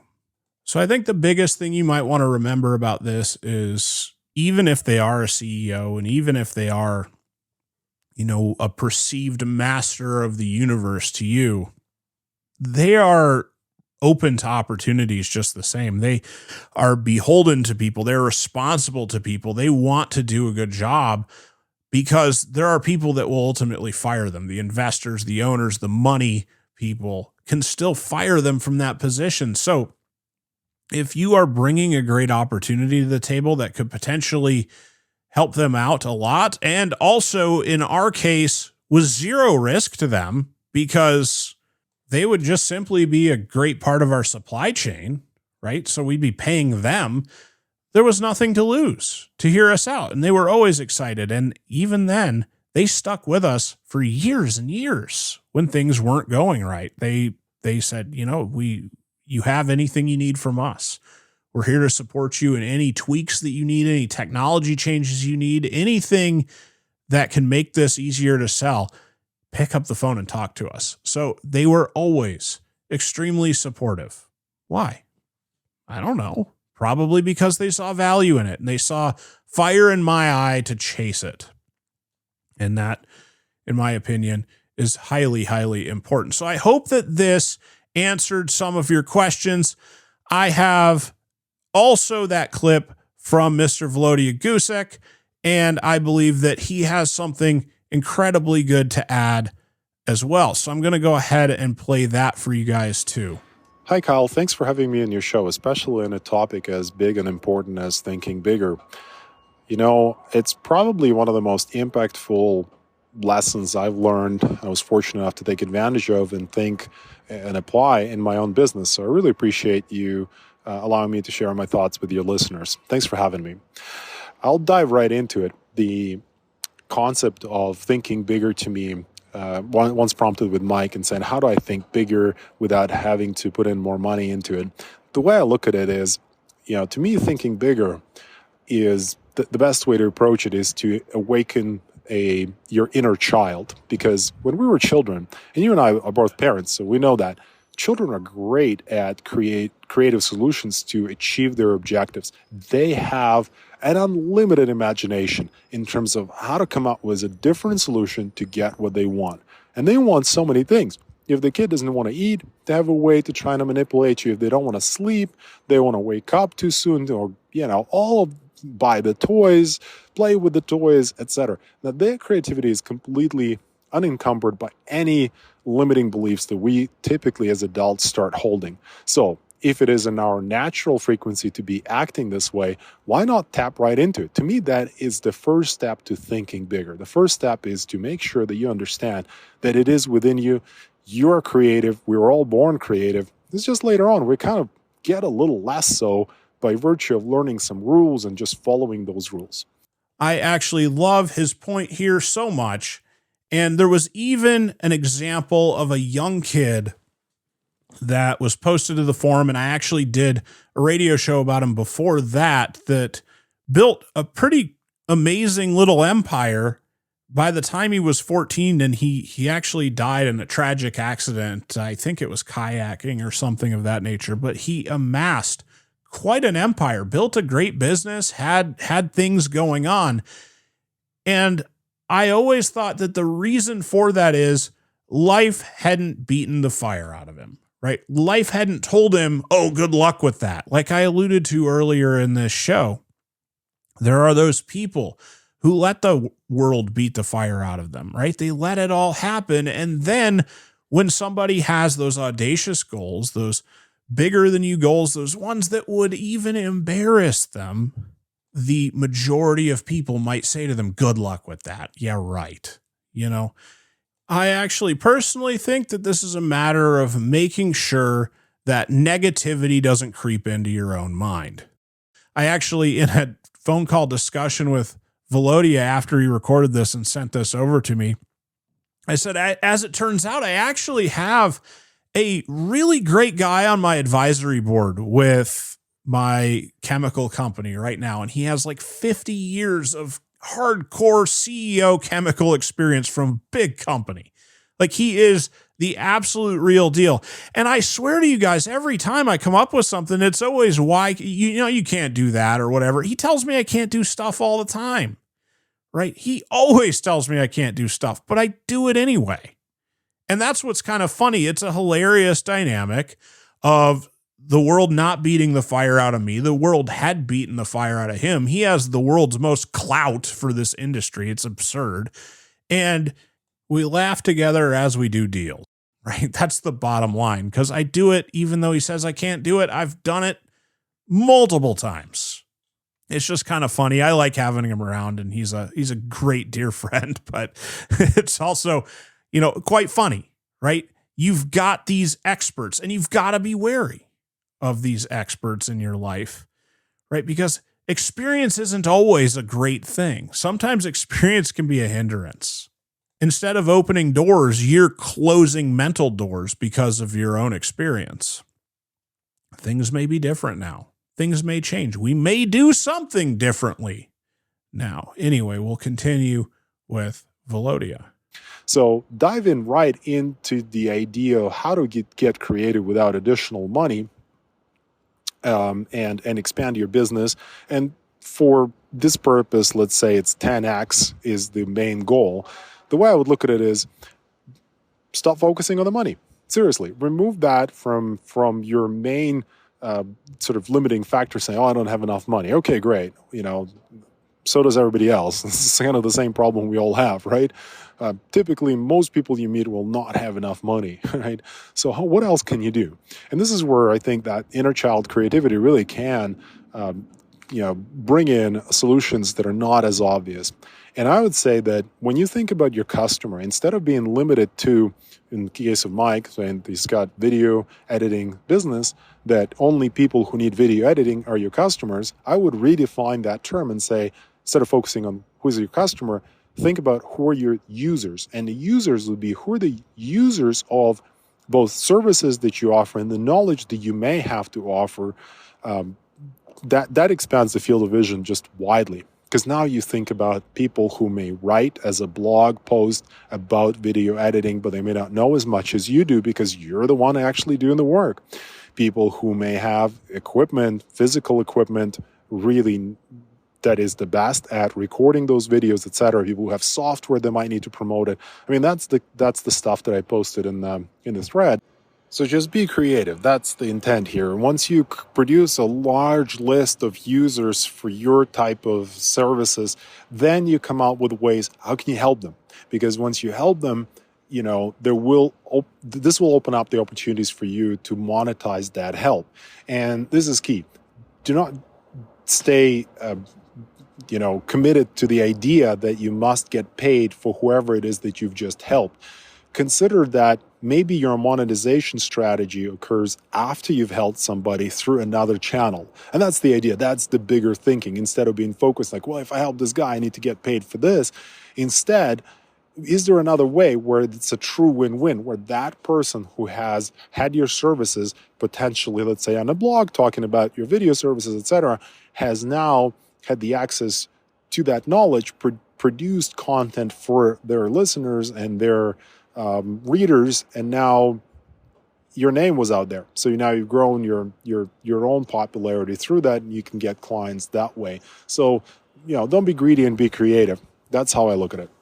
As always, I liked this as well, but I would even add to it, who could be the bigger swing, right? So in terms of, and I'm sorry that I haven't discussed this in terms of just a video editing company for the entire episode, but in terms of a video editing company, who could provide an enormous amount of video editing work for you, right? Who outside of like just an individual customer that you may have that might just take your stuff off the shelf the way you offer it. What about you being an outsourced contractor to do that video editing type work for a company that needs an incredible amount of it? Are there any types of companies out there that provide like ancillary services that don't really provide what you provide, but you could offer them via contracting with you a way to offer your services in addition to what they provide, right? That's always something that you have available to you, and they may already have a massive stream of customers available.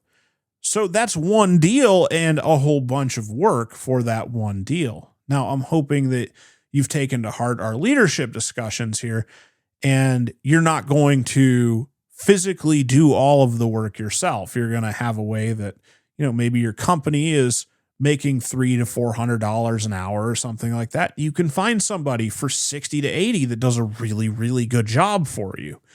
Something along those lines. Make this infinitely scalable for you. So once you have capped out that guy that's making 60 or 80. There's more where that came from. You've got an impressive win-win arrangement that can then afford to pay good people to do good work that attracts good employees to you. That's a great position to be in. We'll continue again with Velodia. The other thing I want to say is that just because a problem needs solving doesn't mean you must be the only person who solves it. If you find a way to connect two people who have two opposing problems and somehow you get to benefit from it, I mean, that's how joint ventures are set up. That's how partnerships are set up. That's how referral agreements are done. That's another way to think bigger and grow your business without any additional risk, etc. Is just recognizing that maybe what somebody else has and someone else that you know has is somehow complementary to each other. To me, that is thinking bigger, right? And I found that some of the most interesting or some of the fastest deals where the money flew the fastest to us was done when we've done something like that. I remember we tied up a property and it had a lot of issues. Our team was experienced enough to be able to dissect those issues, present them in a very understandable format, but I also knew that it had a very specific buyer for that property. Now, we didn't buy it yet, but I knew there was another buyer that would pay a lot more than me because the value to me was very different than the value to that other buyer because of the type of use that this particular property would have. In particular, the kind of work that we could do on that property, and the only way we could sell it to a different person is if we unlocked its true value, if we could demonstrate on how it needs to be used to somebody else, meaning the seller couldn't do it, a potential buyer wasn't typically sophisticated enough to see it, but we did it and we have it. And so that was the kind of the main outcome here, is that we were able to tie it up for $50,000, put in a lot of our own internal effort. But if you think about it, it didn't cost us anything but our own time, meaning I put in a team together that was able to unlock some of this potential value and then engage a broker to with a very specific instruction saying, look, here's who we need to find. You go find that person. And we're able to flip it for about $600,000 lift and without closing. Meaning, if you think about the return on the money invested, we put in $50,000 that was locked down for about half a year. We had to do some in-house work. There was, of course, hours, etc. You can attach some value to it, but regardless of what that is, it was time that was spent anyways. And so, that's the kind of thinking bigger profits that you get access to if you get creative and if you start. I keep returning back to that idea, get your reawaken your inner child. And those are my thoughts. Thanks for having me, Kyle. It's always a lot of fun to be able to share my thoughts with your audience and with you. So thanks very much. So did you catch that, right? His last little bit there, he talks about a deal that he put through. And this was a deal that not a lot of other people have seen from their various positions. Of course, there were numerous other people that would have had the money for that type of deal. There's numerous other people who have done development work, but there was only one, Velodia, who had the vision for what this was and became the expert on that, was able to put that deal together and turn that into what it had the potential to be. And that's kind of the same way with that partnership style discussion that I'm talking about, going and making that deal with a multi-billion-dollar company and being able to say to them, like, this is what we're going to repurpose this technology for, and here's how this is all going to work. And instead of them being dismissive, they were incredibly inspired. They were on the edge of their seats. They all had grins on their faces as I discussed this stuff with them. And why was that? They're not thinking outside the box. They don't have that inner child, as Velodia says. They have already had the world beat the fire out of them. And if you're that person that's in motion and you're that person who doesn't have the fire beaten out of them, people can recognize that. So continue being that person and don't be someone who gives up on that. There was a cheesy quote I saw on the wall somewhere. I was somewhere, I don't remember where, but it was on the wall, and it's a fictitious character. And it says, the moment you doubt whether you can fly, you cease forever to be able to do it. and it was evidently a quote from Peter Pan. So it's J.M. Barrie, the creator of that. And I thought that that was pretty fitting for this discussion, right? I call it beating the fire out of you and you don't have it anymore, and they call it flying, right? The moment you doubt whether you can fly, you cease to be able to do it forever. Anyway, I hope you guys enjoyed that bigger thinking discussion. I think it's a pretty epic show, being 55 minutes long and loaded with so many examples. I appreciate you guys listening, particularly this long into the show. Thank you for supporting the show and being a part of our movement up the charts. Connect with the show on Telegram. Join the progress thread on the FastLaneForum.com. God bless you guys. Entrepreneurs like you build the future. Have a fantastic rest of your day and stay tuned for our next episode. Until next time, keep building amazing things.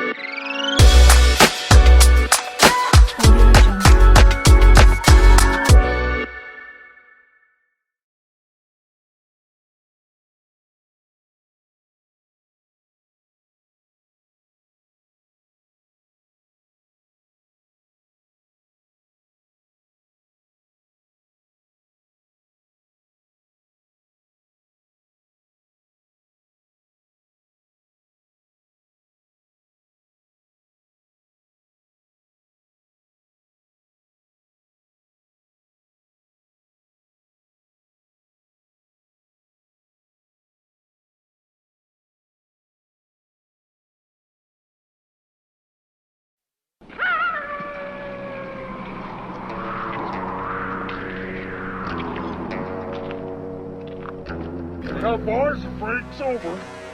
Time now for High Noon. So far, so good. With Nate Lucas. I'm your huckleberry. And Bob Ramsey. Man ought to do what he thinks is best.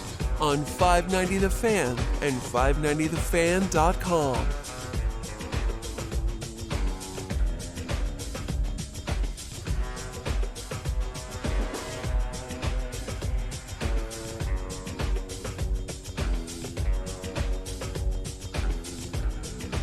Weirder.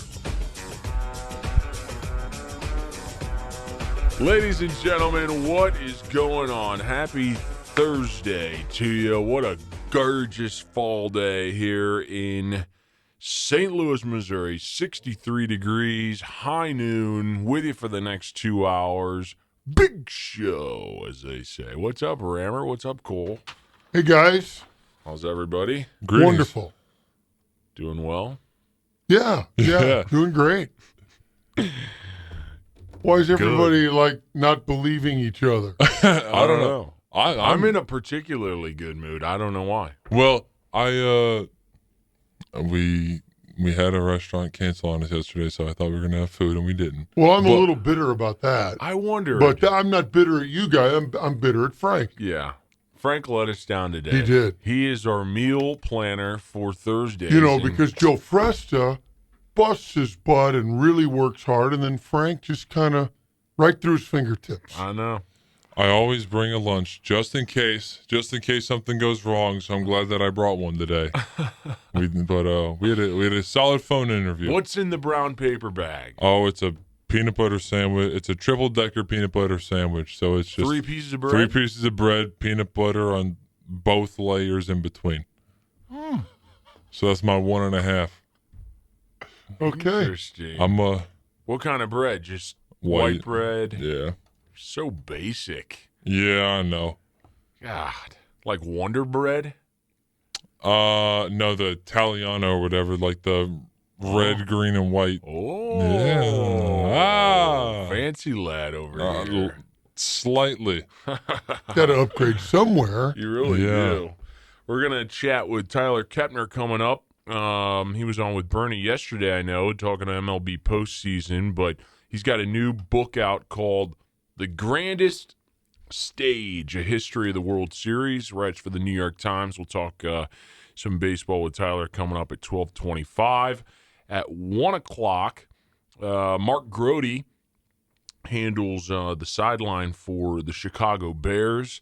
Should be just a thrilling Thursday night football game tonight. I know everyone is just anticipating a blowout in terms of high scoring, octane offense, great quarterback play. Won't happen for me, sorry.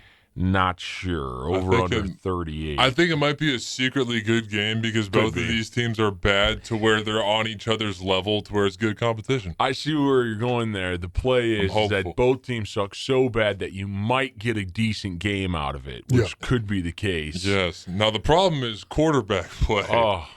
That might be where this all goes wrong.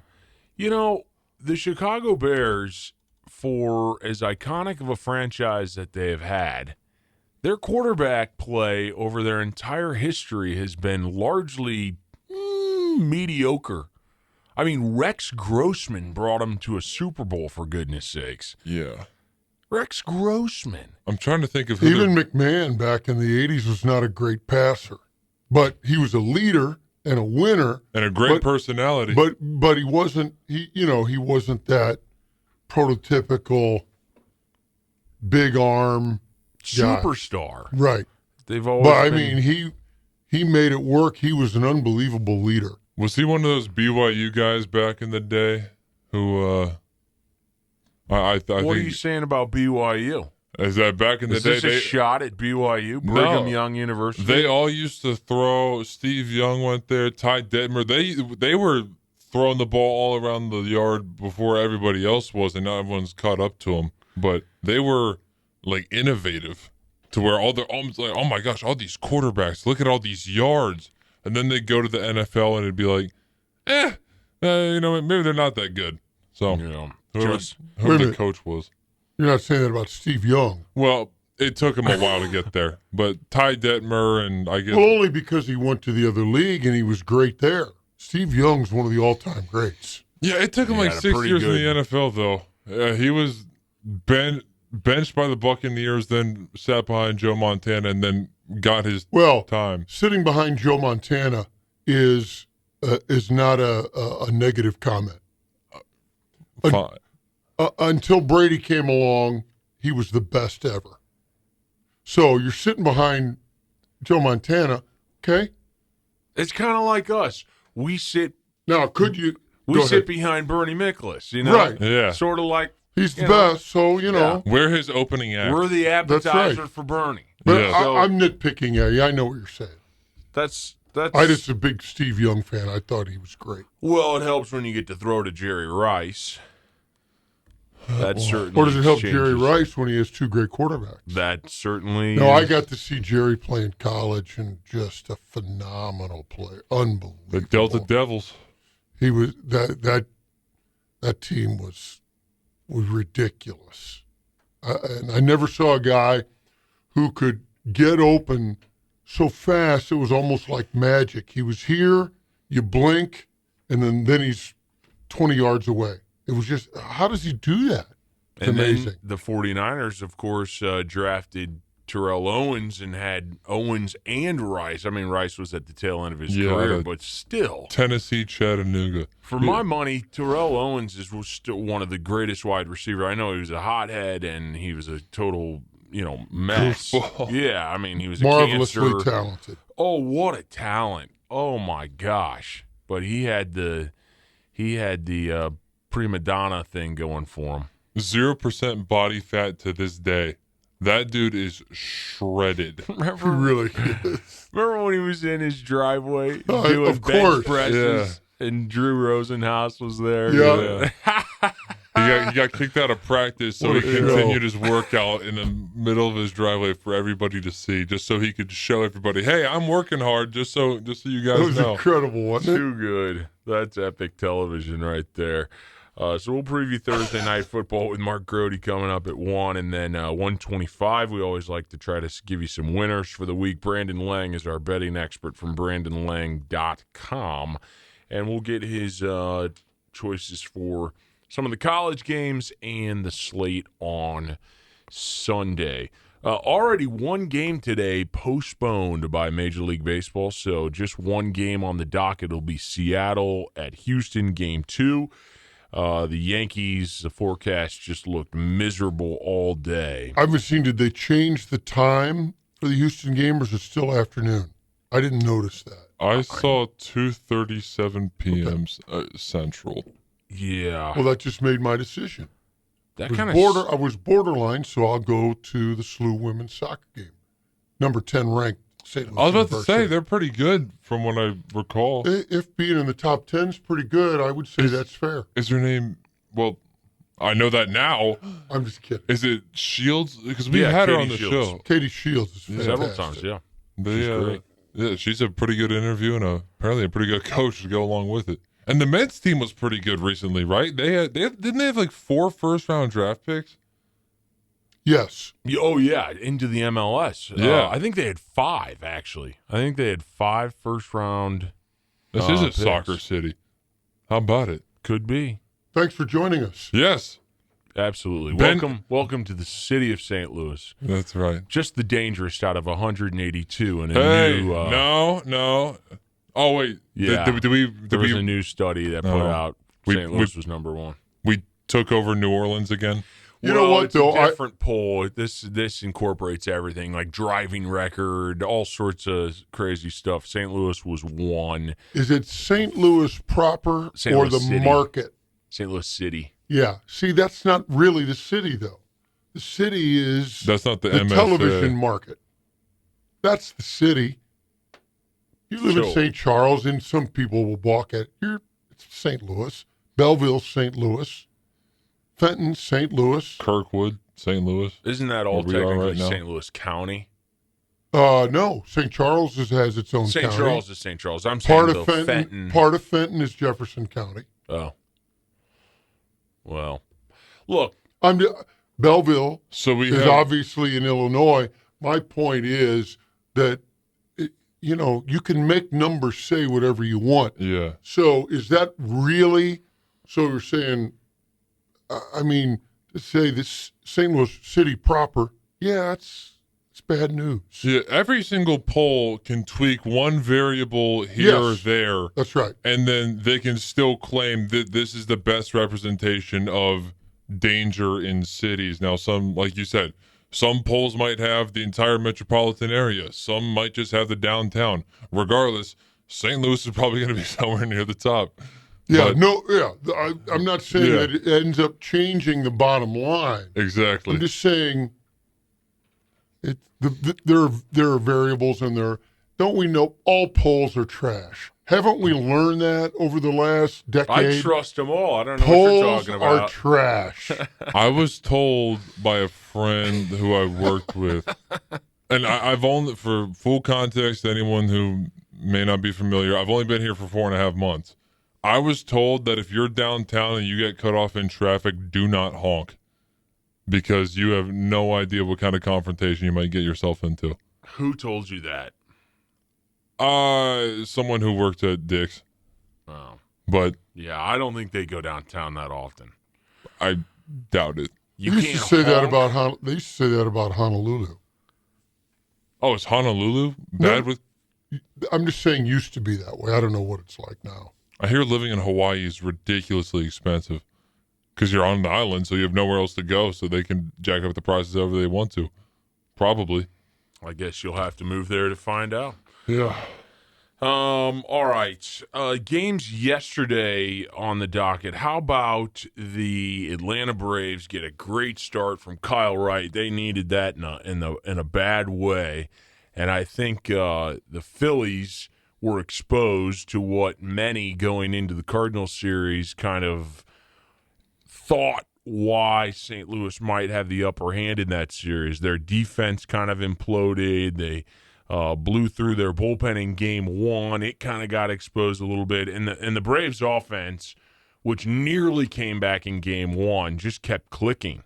And Wright was able to fight his way out of a couple of early jams, and that set the table.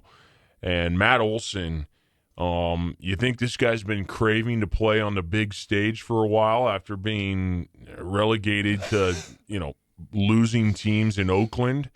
And here he is on the biggest stage doing some terrific things. Now, I don't know what's going to happen with Ronald Acuna Jr. because that dude got smoked. Oh my gosh, how is that elbow still even in one piece? Yeah, I thought it was both games were good, but I thought that was a really good baseball game, and it was 3-0. They all came in one inning, no home runs. It was, but they got some guys on base and delivered with runners in scoring position. And if you start looking at all these games, and we know that's a key stat, whether it's April, July, or October, it's a key stat. They took advantage of the one thing, but that's it. That's the only inning in which they could score. I thought it was a good baseball game. Really good baseball game. And you're right, though. The Phillies make a mistake. Hoskins gets one over at first base, can't make the play, and all of a sudden you give a good offensive team extra outs, and what do they do with it? They turn it into a crushing inning, and then your starter Kyle Wright gives you everything that you were looking for, and pitches pretty well. And, the Phillies in game one, look at what they did right out of the gates. They scored 3 2-out runs, bang, bang, bang, just like that, and took a 3-0 lead in. And that demoralized Atlanta, at least until it was too late before they put together a late rally. So that series heads back to Philadelphia. With the Braves now maybe being able to recalibrate things. They had a significant time off there, and look out. Atlanta is darn good, and that's not breaking news to anyone listening. Atlanta is just really good. The Phillies and their fans will be happy with the split. You always say that, but in a close game like it was yesterday, and they didn't let it slip through their fingers. They didn't score. It was almost like the Cardinals Saturday. Forget how many runs they scored. You didn't score any, so it didn't matter. But that was a close game, and I think they're competing right there with Atlanta. Nightcap, I thought it was a terrific game, too. Really good baseball game. I had to turn it off because I was just exhausted. I went to bed. It was 3-3. But how about the San Diego Padres 5-3 victory? And, Bob Melvin had some tough decisions in that game. And I watched until he took Darvish out in the 6th inning after he brought him back out there. And he had a decent pitch count. I mean, he finished with 99 pitches, 63 strikes. But Darvish, it was sort of in that same decision as what we've seen managers make before where, well, do I want to let my guy go back out a third time through the lineup? And Melvin did, and it didn't necessarily pay off, so he had to go out there and get him to bring in Suarez. But Suarez comes in and couldn't have been more lights out. I mean, 2 innings, only 2 hits, a strikeout of the 8 batters that he faced, and stranded Los Angeles. I think they had runners on the corners, maybe with nobody out in that 6th inning or some variation with a couple of guys on, and he gets out of it. And then they're able to punch through with a couple of runs, and just like that, San Diego goes back home with a split against the daunted Los Angeles Dodgers. It's interesting. The Dodgers, 3 solo home runs, but with runners in scoring position, 0 for 8. We keep going back to that. When you got 11 hits and 4 walks. You're all over the bases, but you could only score on the solo home runs. I thought that was really interesting that they were able to get guys in key moments when they needed them, and the double play late was remarkable. It was wild, and that's the play. One of the plays of postseason. I mean, you got obviously the walk-off in Houston, but for San Diego and LA, that was unbelievable, and maybe changes the series because the Dodgers were ready to climb all over the Padres late, and they got that double play and got out of it. Play the game-winning hit here. This is Cronenworth and a base knock that scored Profar's base hit that made it 4-3 San Diego. Pitch. Swing and a chopper through the right side hole. That's a base hit. Around third is Cronenworth. He's going to score.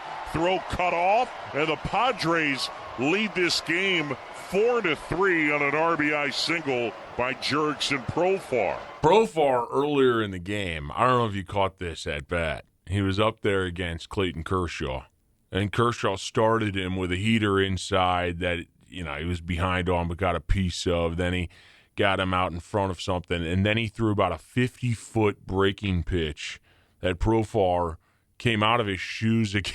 Yeah. I mean, for a major league hitter to look that bad on a pitch that didn't even make it to home plate, I thought is a telling sign of what Kershaw has left in the tank at this age.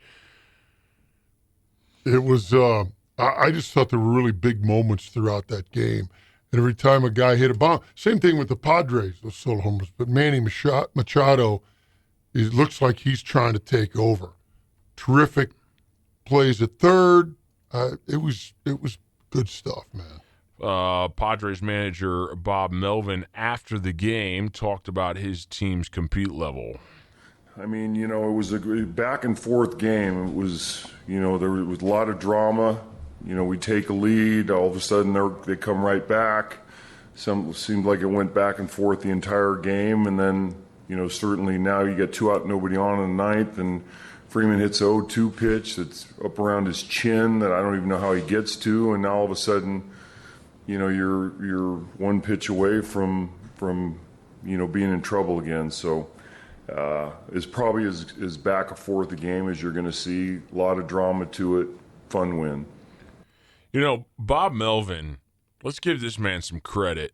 All he's done is pretty much win wherever he's gone as well, including in Oakland with a very low payroll. Mm-hmm. And he's old school.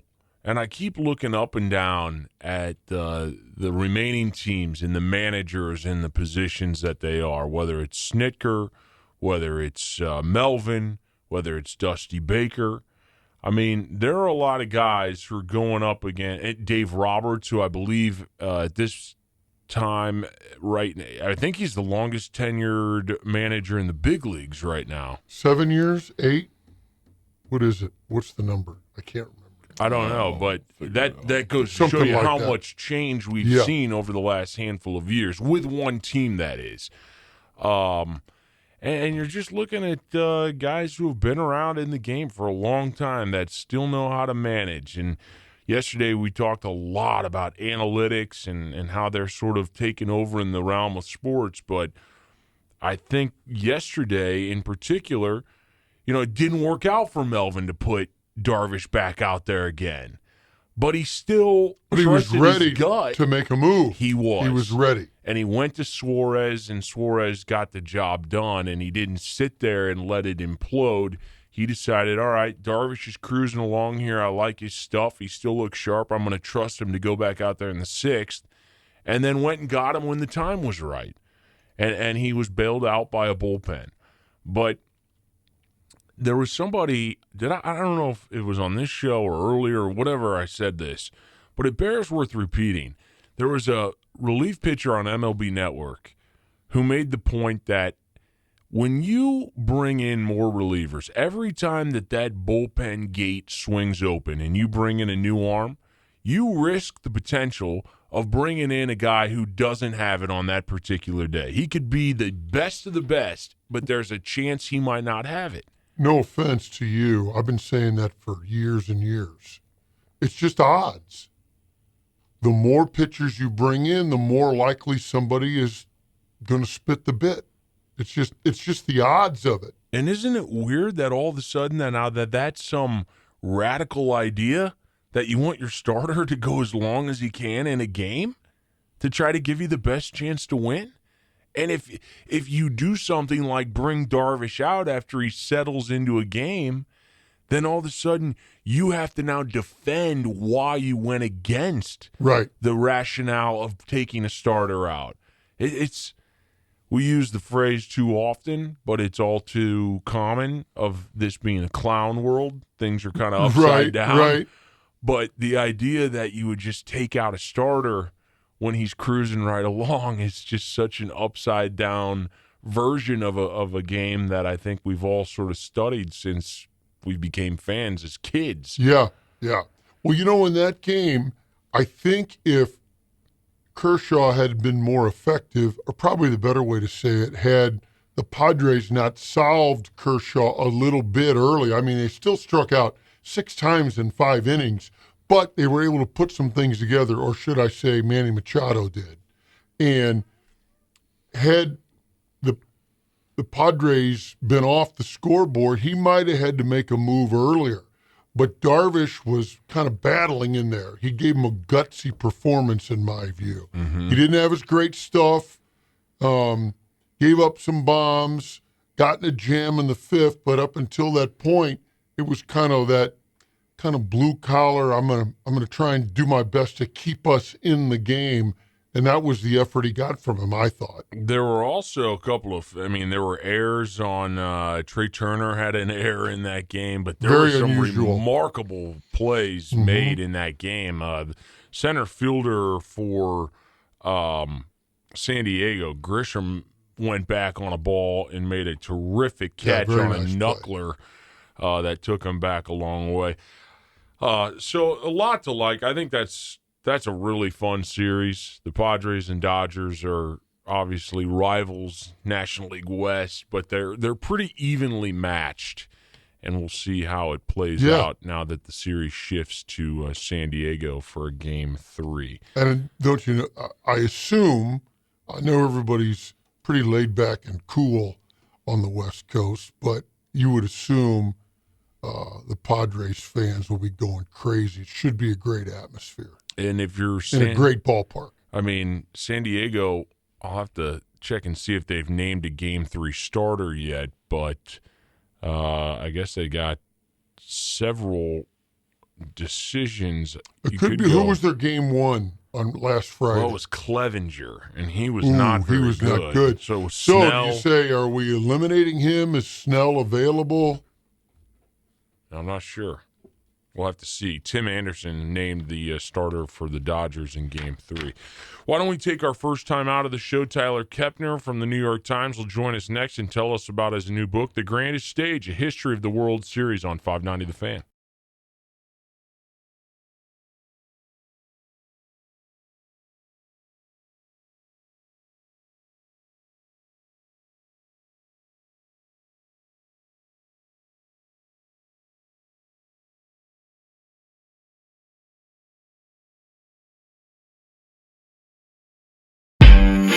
Audio Jungle.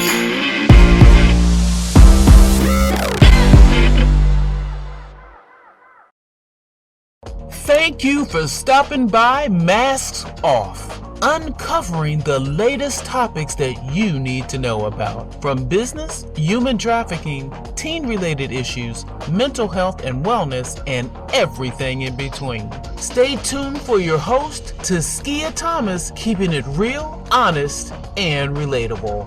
Welcome to Masks Off, where we discuss the good, the bad, and the ugly. Hello. I am your host, Taskia. Welcome to Mask Off. We are here with Ms. Nikki, and we're going to talk about her experience as a teen mom. Ms. Nikki, do you want to introduce yourself? Sure. Okay. So I'm Nikki, and I'm a 43-year-old mother of 2 sets of twins. First set, which started my teen pregnancy, they're Deontay and Devontae, and my second set, which is Derek and Danae, they have been pretty much the foundation of my life in this journey, and just how I evolve each and every day. I base it off of what I want them to be able to see me have victory over, and even my failures. Yeah. So that's where I am. That's who I am. Wow. Okay. Wow. 2 sets of twins. I thought it was hard with 3 kids, but 2 sets of twins, I know you probably wanted to pull your hair out plenty of days. Oh my goodness. Yes, I actually did. I can, to be totally transparent, because I've done the work to be able to tell my story and just talk about it and be comfortable with it. Oh my God, as a teen pregnancy, I was like, what am I getting ready to do? How am I getting ready to do this? You know, it's not one child, I have twins. I'm 17. What am I getting ready to do? Yeah.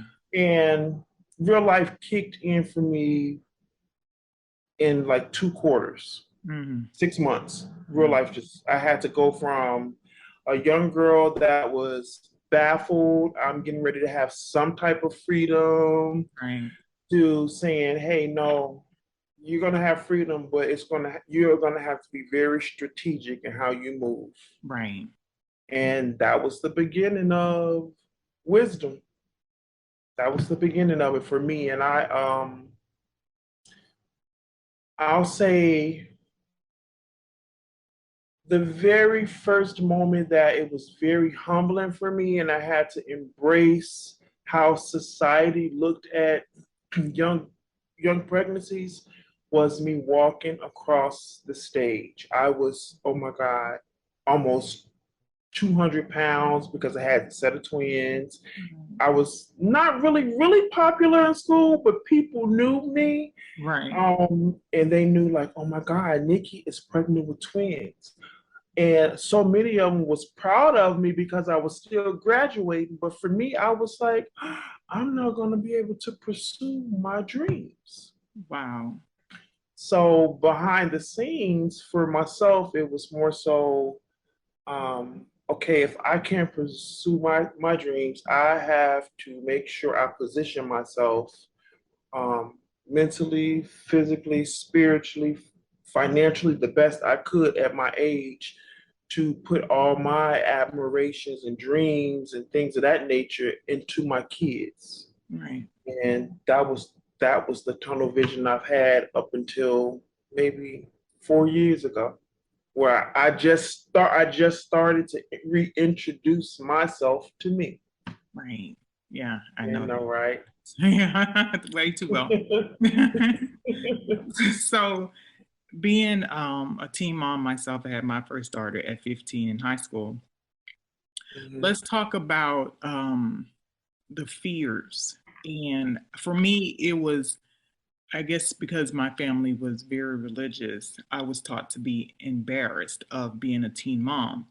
So let's talk about some of those hurdles that still to this day, people say, oh, yeah, it's more common now, but we still have this idea or certain judgments against teen moms. So let's talk about how you felt, your experiences dealing with that. Yeah. Well, first of all, I'm going to say I'm sorry you experienced the religious point of being so, I don't know, condemned, because I received that same treatment. My family was very, very religious, borderline cultish. Yeah. Yeah. And when I got pregnant, it wasn't that they just scrutinized me in front of me. It was the undertone of when I walked into the room that actually molded the insecure part of me. Right. I know that now, but then I didn't know. I just thought something was wrong. Like, oh my God, God is not going to forgive me. Oh, I'm trapped. Oh my God, I'm dirty. I'm this, Right. And it took me almost 2 decades to unprogram myself to know that everything that has happened with my teenage pregnancy, on a spiritual note, it had to happen so I can be where I am right now. Right. So I can be able to voice my opinion and not have a biased judgment of someone that made a similar decision, as a teen pregnancy, or someone that's done something worse or better or worse. Right. But for me, growing up, it made me feel like I would never be victorious, Mm-hmm. if that makes sense. Like I am shunned upon. I'm unclean, and when I walk into a room, no matter how talented I am, no matter what I offer on a positive note, they're going to somehow sense on my forehead that this is a teenage pregnancy and she does not make good decisions. Right. And that spirit kind of traveled with me for a long time until I had to fight back as a teenager. And how I fought back, truthfully, for me, was isolation. Mm. I isolated myself from people that supported what I was feeling in the inside that I didn't have the nerve to talk about. And then I increased my how I interacted with other people that inspired me. I if that makes sense. Right. You know, those who didn't, those who fed that insecurity or that darkness, I totally I didn't disrespect them or anything of that nature. I just kind of made it be known, like, oh, you know, I'm gonna go over here, or I'll shy away from conversations or never go to events. Right. Um, and like I said, I strategically spoke to certain people about certain things.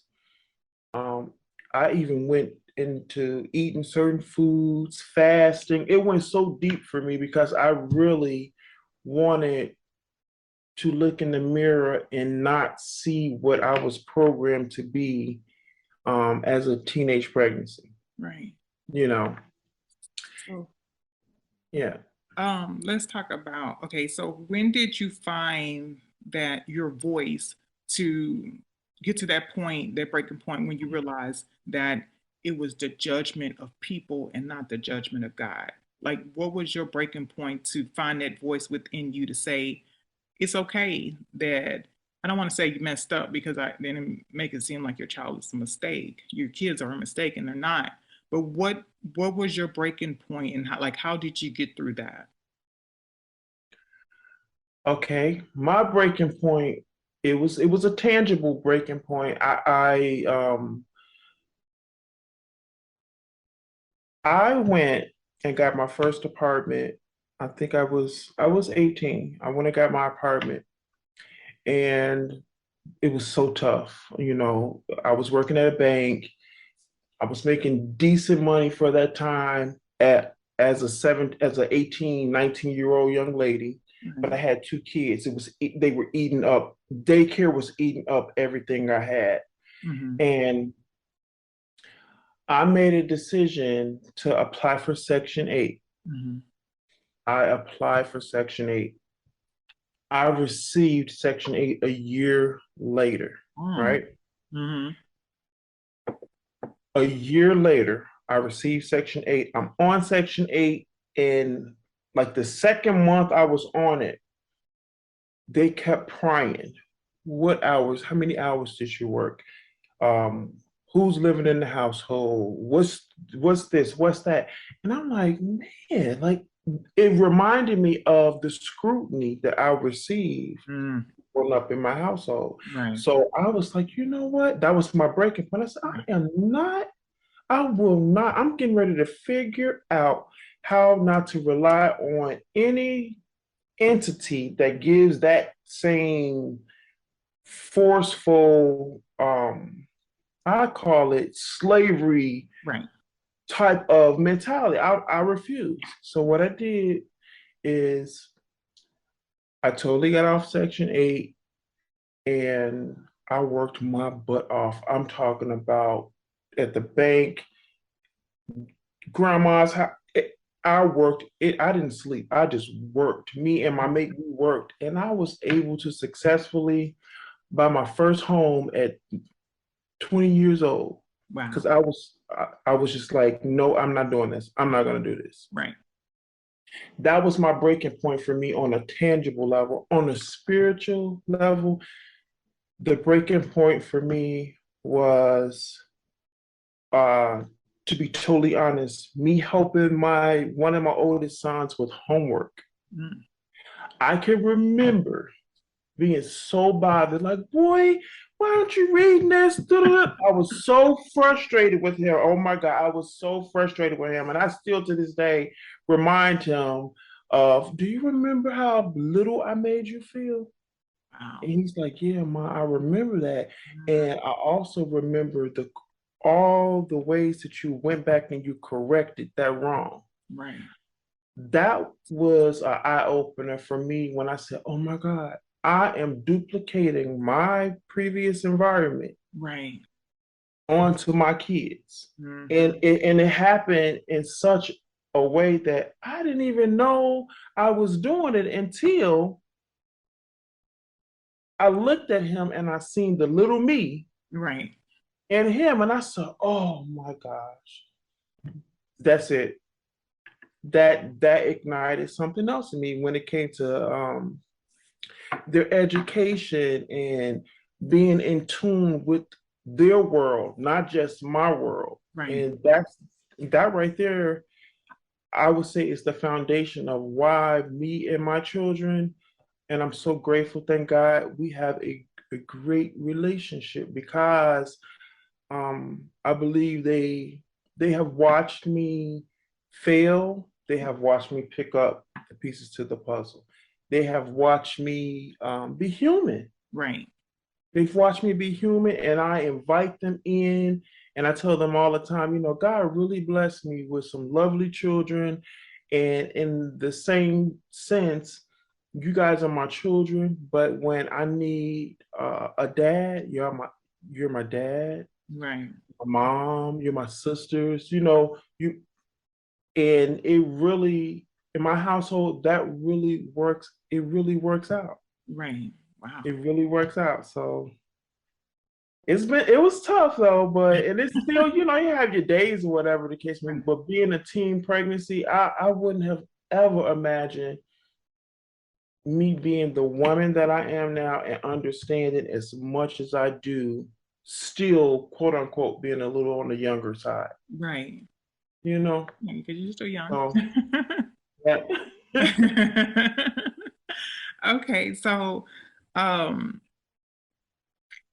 always teach my kids that anything in life is 90% mental, and then everything else comes together. If you're not 90% mentally prepared, it's going to either break you or make you. How did you use, or how was, on a mental level, how did you stay strong? Because I notice a lot of times the kids these days, especially, we're dealing with a lot of suicide issues. And I know that all of it is not related to being a teen mom, but being a teen mom, it weighs down on you mentally. It weighs down. Not even dealing with the judgment, but you're dealing with the judgment, you're dealing with the financial concerns, you're dealing with a baby, yes. You're dealing with trying to, work or go to school. So mentally, let's talk about some of the mental challenge you had to go through, and then how did you overcome those? I'm going to say this. My foundation in my mom's home came with an abundance of having to practice mental certainty of yourself. I'll say that. So I already had some knowledge in regards to me being a parent to my children. I assisted my mom with helping with my youngest brother, and then I assisted my oldest brother with the help of his kids. Okay. So I always had it in me, that mental portion. But of course, when you are out there as a teen by yourself with those kids, I can honestly say one of the mental challenges that I had was, wow, I have so much energy and I have so much potential to do A, B, C, D, E, F, and G. Right. However, my financial status won't allow me to do so, because I'm not out socializing, because I can't afford to be out socializing. And if I was to go out and be socializing, I can't keep up with the Jones. So I started writing down all the things that was prohibiting me from being the great part that I thought I was supposed to be. Right. And I made my mind up. That's not for me. I just can't. It's just not adding up. And I'm tired of feeling sad about it. So I'm gonna build my own bridge over here. Right. And that's what I did. And ironically, I built it off of the positive atoms in which I received from my religious background, if that makes sense. Right. I built it off of that. I went back to what I felt was so rare and sometimes obstructive when it came to how, some older people traditions would be like how God would punish you and things of that nature. I took that and I ran with it in regards to a inner journey. Right. So I said, okay, well, I can't have what everybody can see, the fine cars and the big house and this and that and that. So how can I be the best me? Well, you got some trauma you got going on. Mm-hmm. Go and work on your inner being, because when you walk in a room, you want people to actually feel a sense of, I want to meet her. I want that strength that she carries. I want to see what is that all about. Right. And that's what I've been doing. I've been working on my inner being, and anybody that's in close proximity, they challenge me, I challenge them, and we work to become better people. Mentally first, because I just believe if your psyche is not right, nothing. Because I've had my moments where depression have kicked my behind. Well, I didn't even know I was in depression until months later, and I'm like, I said what? I did what? Oh my God. But it took the support of the family that knew that my 90% of the time I'm not that way, for them to say, no, she's going through something. So they assist me in areas in which I needed to be assisted, just the whole family support or friend support that you have, I think that right there helps out on the mental note. But to sum it up on the mental capacity, I feel like I had a lot of practice in my mom's home, and it that right there, she equipped me. Her her house equipped me for some of my harder days that was to come on the mental note. I was equipped in that area. Yeah. Now let's talk about, you just talked about the support system, because a lot of people really don't understand, not even just being a teen mom, just being a person in general. Your support system can either make you or break you.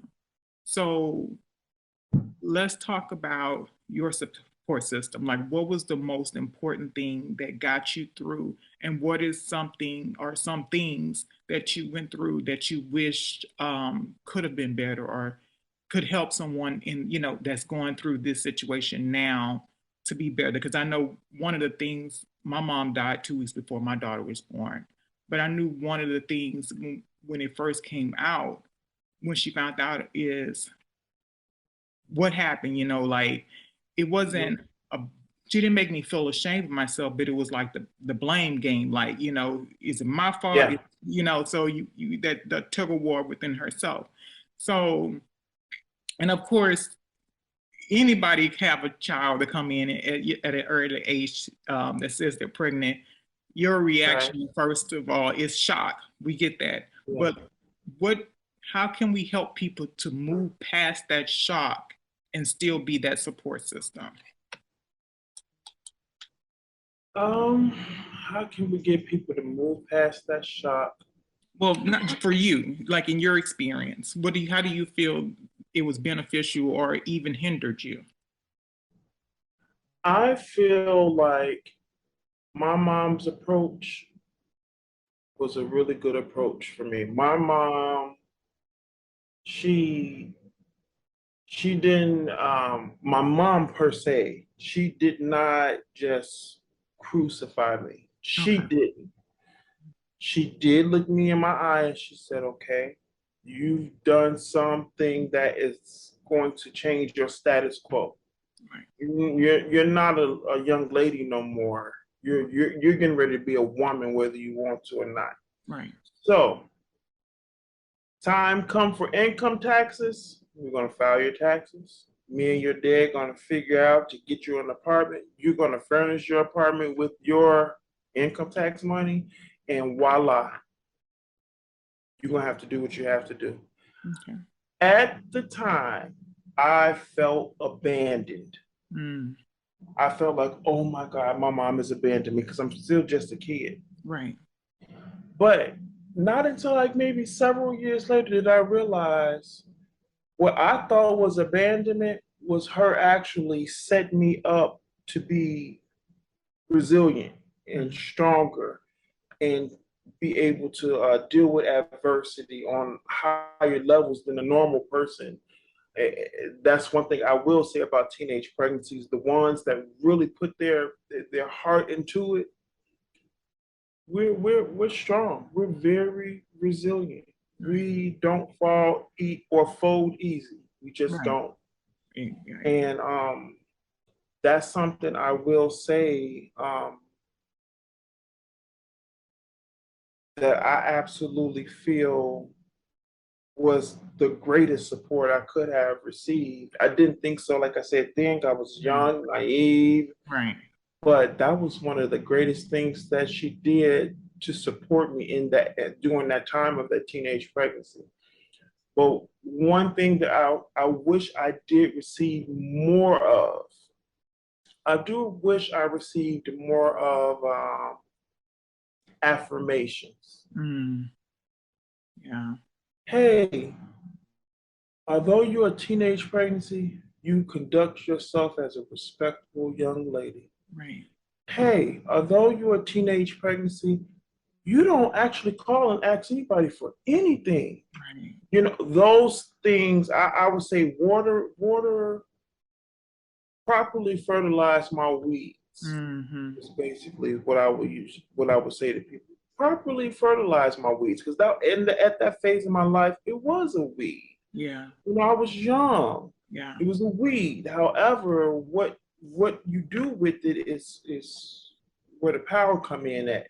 Right. In the essence to me. And I felt like maybe with those who did support me, just the affirmations. I think the affirmations would have taken me even further when it came to accomplishing goals and things of that nature. Because you got to think about it.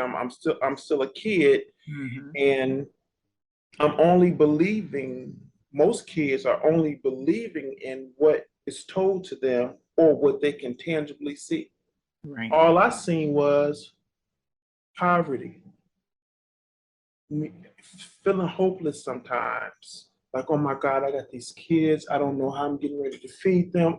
Like, what am I finna do? Right. On top of having to dig so deep on a spiritual note, because as we both know, as teen pregnancies, we're still young. Our minds is trying to figure out how we're going to make this money.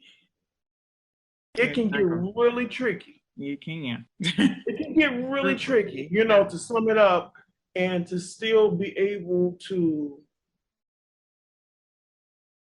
have some sense of integrity behind you, knowing the options you could have chose to make way. That right there, to me, that separates me, the broken me, from the healed me. Mm. And it's how I look at it. I have two more questions, I promise you. Oh, no, you're fine. So let's talk about the spirituality of it. Mm-hmm. When did you come to reality? And let's talk about when you came to reality that God forgave you the moment you went through that process. The moment you got pregnant, God forgave you. But a lot of times we don't get to that point until time later that he forgave me at that point. He had me under his grace. So when did you get to that point, and how was that experience for you? Because a lot of kids need to understand that in anything they do, God still loves them. At the end of the day, regardless of what you did in the past, what you're doing right now, God is still going to love you. He doesn't hate you. Religion teaches us that God is disappointed at us. Religion teaches us that God hates us. So let's talk about that point when the reality came that God still loves me. In the isolation, I told you I set it for myself. I was confused because I'm like, how is it that I am this unclean young lady because I, had sex out of wedlock and got pregnant with the kids? How am I so unclean and feel through human beings' eyes that I'm beneath and not above? But when it comes to me walking throughout my daily life, I actually don't feel bad. I feel at peace. What is the middle ground? Right. So during that isolation, I realized to be quiet and watch people and how they conduct themselves and ask plenty of questions. So I started asking all my elders, how was life when y'all grew up? What was this and what was that? And I came to a conclusion that a lot of them, they experienced the same thing I did. They did the same thing I did. And then at that point, I had to say, are they hypocritical, or do they have a certain level of ignorance based off of religion? Right. Not spirituality, but Right. religion. And that's when I said, oh my goodness, they're only doing what they were taught. And most people knock the next person down to make sure that they sound like they did good or they feel good. Right. And that's when I start realizing, oh my gosh, this self-righteous thing, it goes way deeper than what the eyes can see. Right.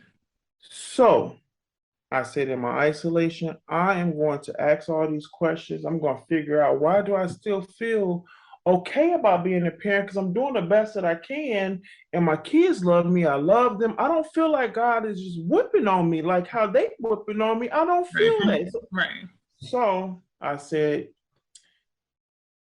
quietly, I asked questions, and I figured out that they went through the same thing that I went through, and I didn't pass judgment on them.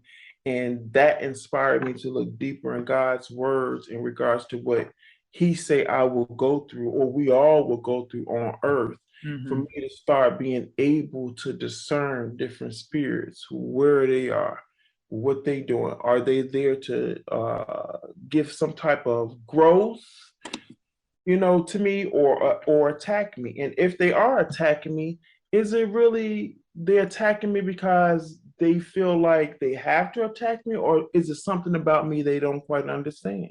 Right. So that opened up a door for me to truthfully be pure at heart towards people. Behind their backs, in front of them, I'm pure. Right. When it comes, to it. So for me, that's what that was. That's when spirituality really started kicking in. Because I was challenging, like, what? I feel okay. I'm struggling and everything, but I don't feel like God getting ready to send me to hell because I had kids. Right. So I would say, if I had a young lady sitting in front of me, I'll tell her, this is the time. First of all, God don't make no mistakes. Having those kids at that early age, yes, it was a decision that I had made, but having the kids at those certain age, it prepared me for something so much bigger and wealthier than what the actual eye can see. Right. Like in my insides, I feel a sense, a connection. It's a connection that I have that it's like no value over it. Right. And that's what I would tell a young lady. Like, it's going to be like it's going to be hard, but you have to maintain a certain a certain, I don't know, understanding about yourself that you need room and you deserve room to grow, Right. to fail, to understand some things, to not understand. Like, you really need to understand that you're a person inside of this journey. Right. Like, you're a person. Like, literally visualize yourself being outside of what you actually physically see sometimes. Right. So you can really dictate to yourself and be your own friend, because ultimately it's just you. Right. Be your own friend. Right. So that's what I would say. And the last question, if in this opportunity, what would you say to your younger self? Ooh, that's Through a life good and one. all your experiences, what would you sit back and tell your younger self? My younger self?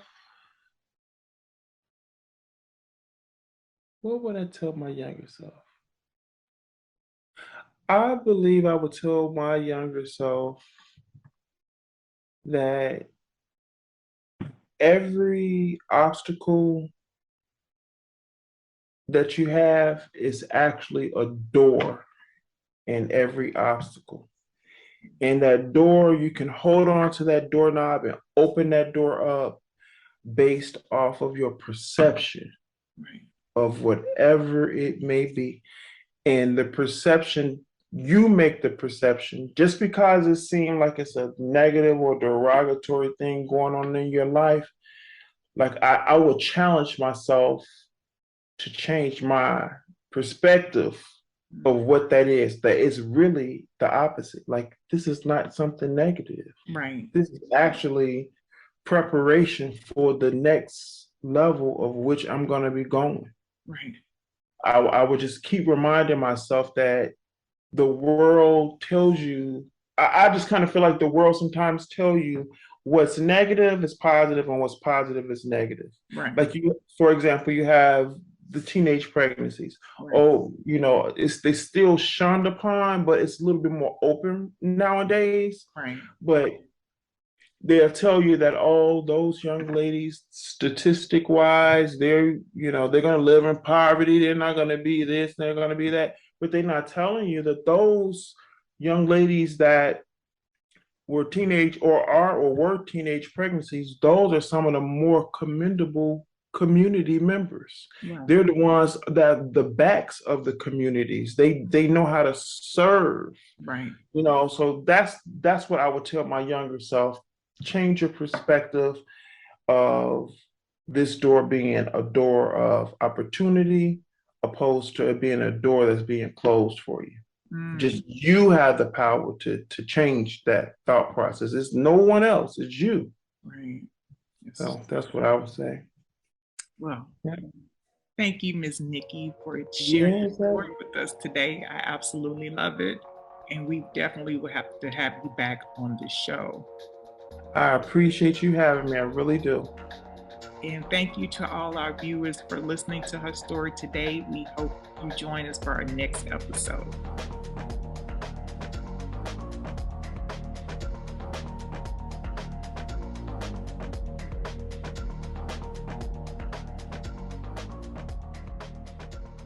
Audio